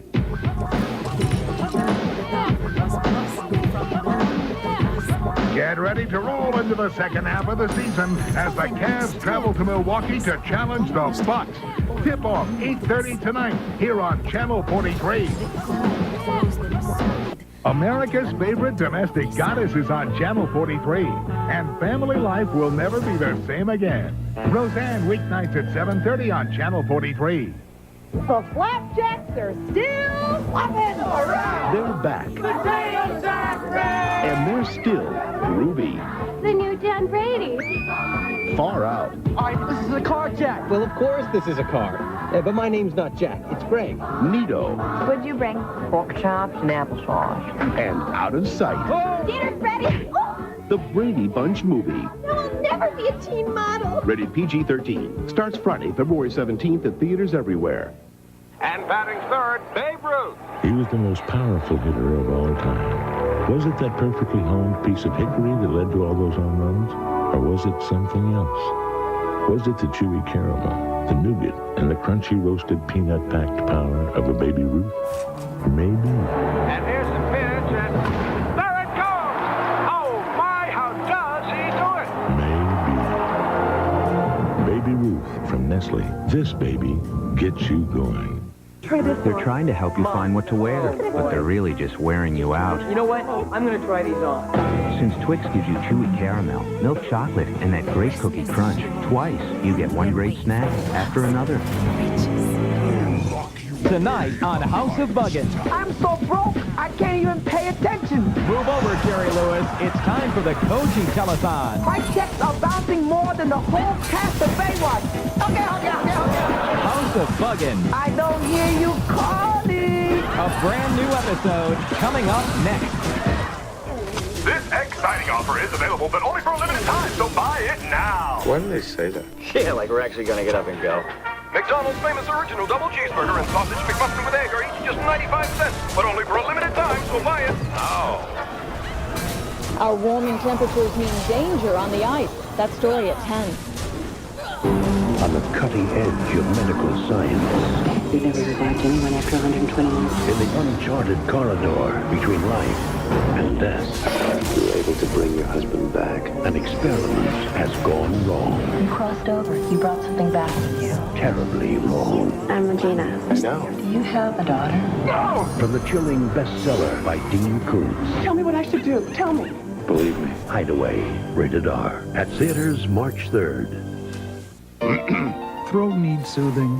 Reach for new Celestial Seasoning Soothers. Real fruit juice flavor in all natural herbal throat drops. Not too sweet, not too strong. Sore throat relief that's just right. Celestial Seasoning Soothers. Because we don't all have the same face, there's the Chic Tracer. Tracer flexes to fit each individual face, leaving your unique face uniquely comfortable. The Chic Tracer. We're changing the face of shaving. Did you kill Johnny Schreiber? One man will search for the truth. Read the sign. What signs? In defiance of danger. You smack dab in the middle of hell. In the face of madness. There's no one beyond my reach. Gripping, explosive drama. A classic thriller with a knockout finish. Sean Connery, Lawrence Fishburne, Kate Capshaw, Blair Underwood, and Ed Harris. Did you kill her? Just Cause. Rated R. Starts Friday, February 17th. Things are happening every day. There's always something new. As I grow, it's good to know I can still turn to you. You are the first place we always try. 'Cause just like us, you have so many sides. See the many sides of sea. Is a cat's urinary tract health important? Cat Chow's special care brand cat food is formulated to help maintain your cat's urinary tract health. Purina Cat Chow Special Care. Better care makes better cats. The Football Hall of Fame, the Pigskin Palace, the House of Helmets, the Shangri-La Shin Pad. Is that Mr. Ready to Worship? Yeah. Wait, here's a McDonald's. We're turning a couple of touchdowns away. Yeah, but so does 95-cent double cheeseburgers. Sizzling hot beef, melted cheese. You know me and cheese. Love cheese. Right now, McDonald's famous original double cheeseburger and morning fresh sausage McMuffin with egg are only 95 cents each, but only for a limited time, so hurry. But they're not going anywhere. Are you kidding? They're made of brine. Fox, Under the Helmet, brought to you by Wrigley Gum. One sugar-free gum has flavor that really goes the distance.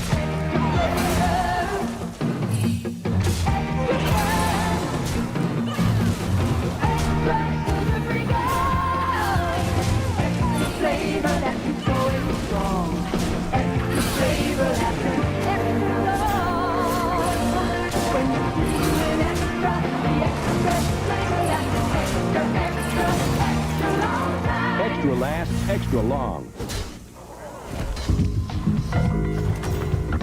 When you grow up in the inner city of America, it doesn't matter whether it's 1964 or 1994. The threat of violence can be a big part of your life. For me, success has come in remembering the 3 Ds: desire, dedication, and determination. When you're in a bad situation, make the only decision: walk away. Great game, we were lucky, you know it. Violence. Don't play that game. He's evil. She's wicked. Together, they're gonna be trouble. The last thing I need is a romance. A brand new Melrose Place, Monday. Thursday, Ice-T guest stars on New York Undercover. He's the city's biggest pusher. I want you to get to this guy. Work for him, he'll make you rich. 25 grand for 3 days' work. But cross him, I'm a cop, he'll make you pay. I'm starting to like you. New York Undercover, Thursday at 9, 8 Central. There's something new lurking in the night. Something wild. Something that can't be tamed. And now he wants you to come out and play. Red Wolf is here. Follow your instincts. But Monica, I love you. Romance on the rocks, Brad? Chuck Woolery? Why don't you tell us what happened? Nothing. I dialed 0 to call and collect. And what should you have done? Dialed 1-800-COLLECT and saved us some cash. It would have been my move. Want to try again? 1-800-COLLECT. Yo, Chuck, do you mind?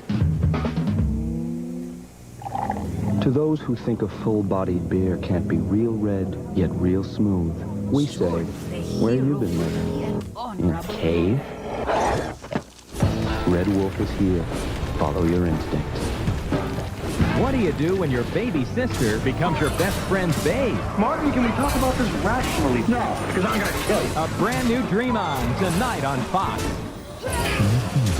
He's wicked. Together, they make the perfect couple. The last thing I need is a romance. Oh, no. This is exactly what you need. And a crooked cop is making life a living hell. As long as you're going to nail me for one accidental death, it might as well be 3. At Melrose Place, a brand new episode, Monday. It's crazy! 1,700 Ford Escorts to sell in 17 days. It's a 1717 sales event at your Ford dealer. Ford is offering special 3.9% APR financing to move 1,700 new Ford Escorts by the end of February. It's madness. It's insane. It's your only chance to get the best-selling compact car in America and low 3.9% APR financing. 1,700 Escorts, 17 days. Don't miss the 1717 sales event at your Northeast Ohio Ford dealers. Hurry, this offer ends February 27th. Fact is, the world isn't built for short people. I consider myself an expert on this. It's a perspective that's helped all of us at Saturn in considering how safety features designed for the average man of 5'8" were affecting those of us who aren't. It led us to test dummies of various sizes and to design our airbag system for humans of various sizes. Anyway, from down here, it seems like everyone needs looking out for. What would you do? I took the job. We're moving to Seattle. If you had to leave everyone you loved behind? We'll write each other, we'll talk on the phone, and in the meantime, we'll spend all our time together. Could you say goodbye? We are not going with you! Don't miss a brand new Party of 5, Wednesday after 9:0210. Introducing a revolutionary new toothbrush, the Aquafresh Flex Direct, the only toothbrush with a unique pivoting head for cleaning those hard-to-reach places. Let's see how well it bends. First, the brushes tackle the ramp. No problem. Next, the pipes. Clean through. Now into the slalom. Watch that head pivot. The winner, new Aquafresh Flex Direct. And its flexible neck is gentle on your gums, too. Aquafresh Flex Direct cleans brilliantly because it really uses its head.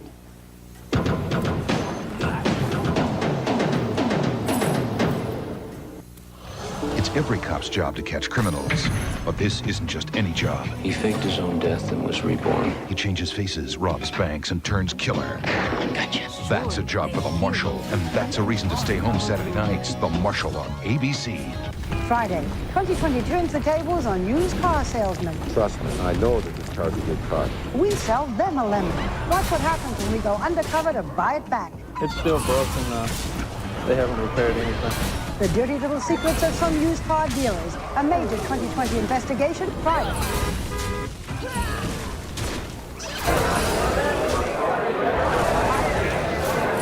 No place else. No place else has the food, the variety, the portions, the prices, and the fast, friendly service. For lunch, dinner, or any time. No place else does it like Rockney's Pub. No place else. Unlike those big juice companies, we have a different idea about window offices, cutting overhead, even liquid assets. Florida's natural brand premium not-from-concentrate juice is made by a co-op of Florida growers whose only business is making juices. They own the land, the trees, the company. So, although our idea of market forecast may be a little different, it's a difference you can taste. Florida's natural brand premium juice. Later on The Tonight Show, it's The Tonight Show Zone. Meet Jay's evil twin and the 4.5-year-old actor possessed. Now I remember! Then Cheryl T's date from hell. He literally threw up in my lap. Oh. Plus Harry Connick Jr.'s strange fit and Alexandra Wentworth's bizarre bovine affair. NBC tonight. And on Conan, we bring you a message from the Space Shuttle Discovery. Well, Conan, the jury is back, and Denise Brown is going to take the stand again. Plus actor Kevin Pollak and Ellen Cleghorn tonight. And straight ahead tonight, police seize merchandise allegedly purchased with illegal credit cards. The victims, dead or invalids. He wishes condom distribution programs would have started years and years ago. He has the HIV virus. Details on these stories and more next. Saturday, one sister seduces her husband's killer. Could you give me a hand? One sister takes a life. He begged me to end his suffering. And one sister says goodbye. No matter where I go in my life, A landmark episode. I'll always have my sisters. An all-new Sisters, NBC Saturday. They were an ordinary family who lived in extraordinary times. Dad is going to be so sorry he missed this. Through 7 decades of loves and loss, they found a way to stay together. They're my flesh and blood. I raised them. I'm so damn sorry. You're going to be all right. 2-time Oscar winners Sally Field, Ron Silver, Tony Goldwyn, Charles Durney. I have everything under control. You're a woman of independent means. The beloved bestseller becomes an NBC event. A Woman of Independent Means, 1 week from Sunday.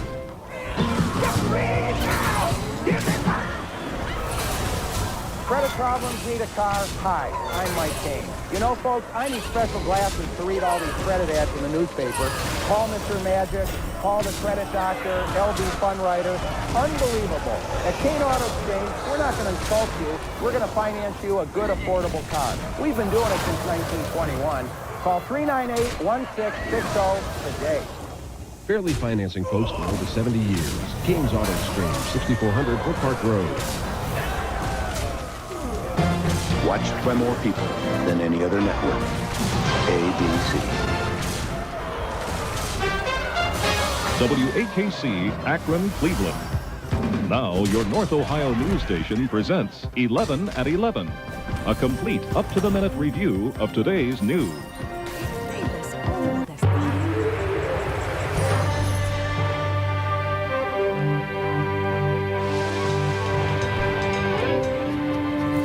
We added luxury after luxury. Safety feature after safety feature. And we still couldn't make it boring. presenting the BMW of luxury cars. Sally, could you stop your best friend from seeing a married man? Only one combines power and effortless performance like Fred Couples. Only one blends pinpoint control and the ability to read the terrain like Lee Trevino. Only one personifies endurance like Arnold Palmer. Only one can play like this. Seville STS with the North Star system. The great performers are always creating a higher standard. The problem with most diets is, after the diet's over, people tend to go back to the way they looked before. Fortunately, Florida grapefruit and grapefruit juice are fat-free and cholesterol-free, so they're great not only when you're on a diet, but also after you've been on one. To find out more, look for this free brochure at your supermarket. 100% pure Florida grapefruit and grapefruit juice. To your health. Buy Food Club frozen Florida grapefruit juice this week at Acme and Acme Supercenters.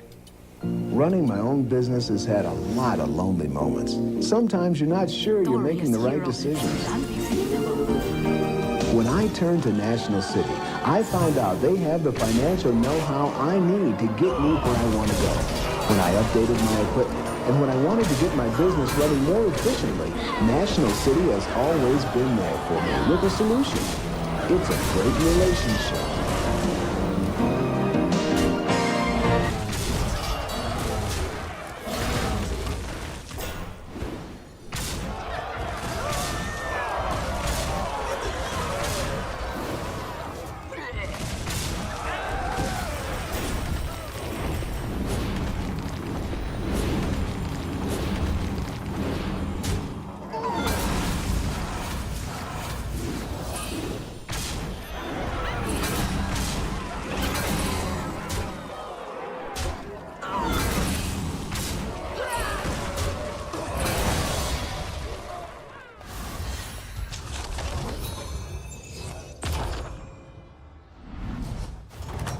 Things we don't really need, but can't live without.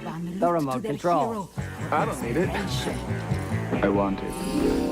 Underwear. Mind you, I don't need them. I just wear them as a courtesy to others. And now the Mood Cup from White Castle. Free with a 32-ounce soft drink. Quench your thirst in 3 mood-revealing designs. And like these burgers, we just can't live without them. So maybe I don't need it. Woo! But I can't live without my Mood Cup. Now that hit the spot. Stop by aisle 5 for Clairol's Herbal Essences. It takes you where no shampoo is Gone before, with all natural botanicals and organic herbs in pure mountain water. It will leave your hair looking beautiful. Yes! Yes! If you think that's great, try the body wash. Clairol's Herbal Essences, a totally organic experience.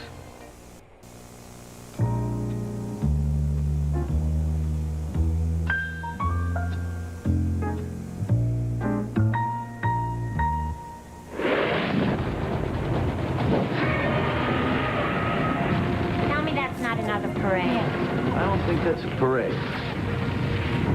How close did you get to the thing? I got pretty close. Godzilla. Rated PG-13. Special first showings May 19th.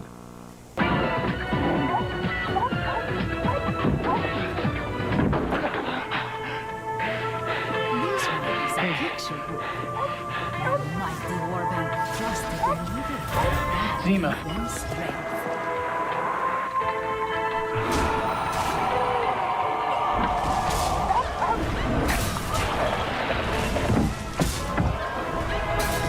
Ooh. Zima. Here's to the crazy ones. The rebels. The troublemakers. The ones who see things differently. While some may see them as the crazy ones, we see them. Because the people who are crazy, who think they can change the world, are the ones who do.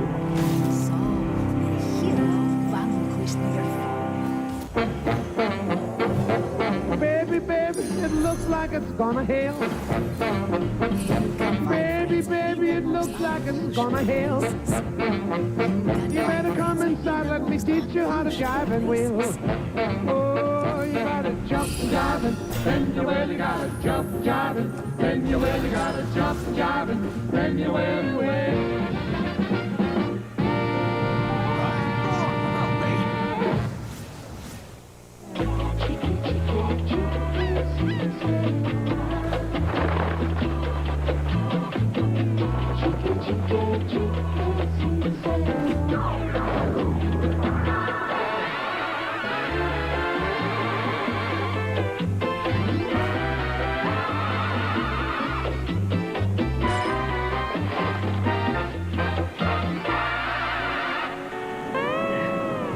Water must be cold. It's lunchtime. Bring it on.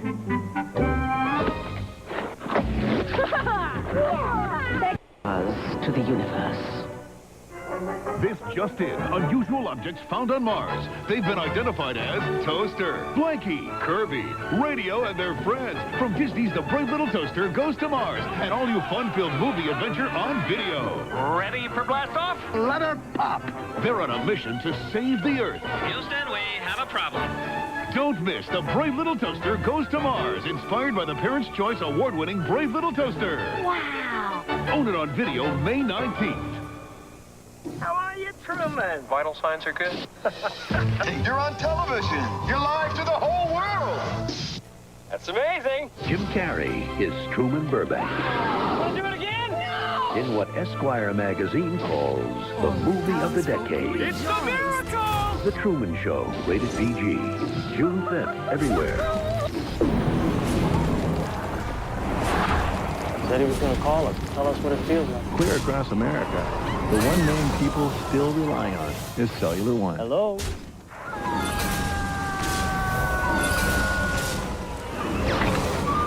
With Snapple's new Win Nothing Instantly game, the desire to win nothing is starting to catch on.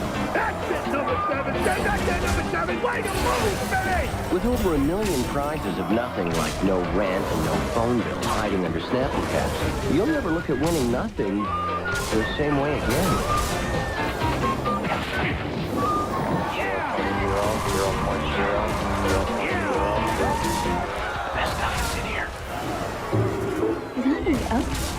The app does its magic with advanced photo system film. Hearthstone has nothing. Now take a picture shot in 3 different sizes.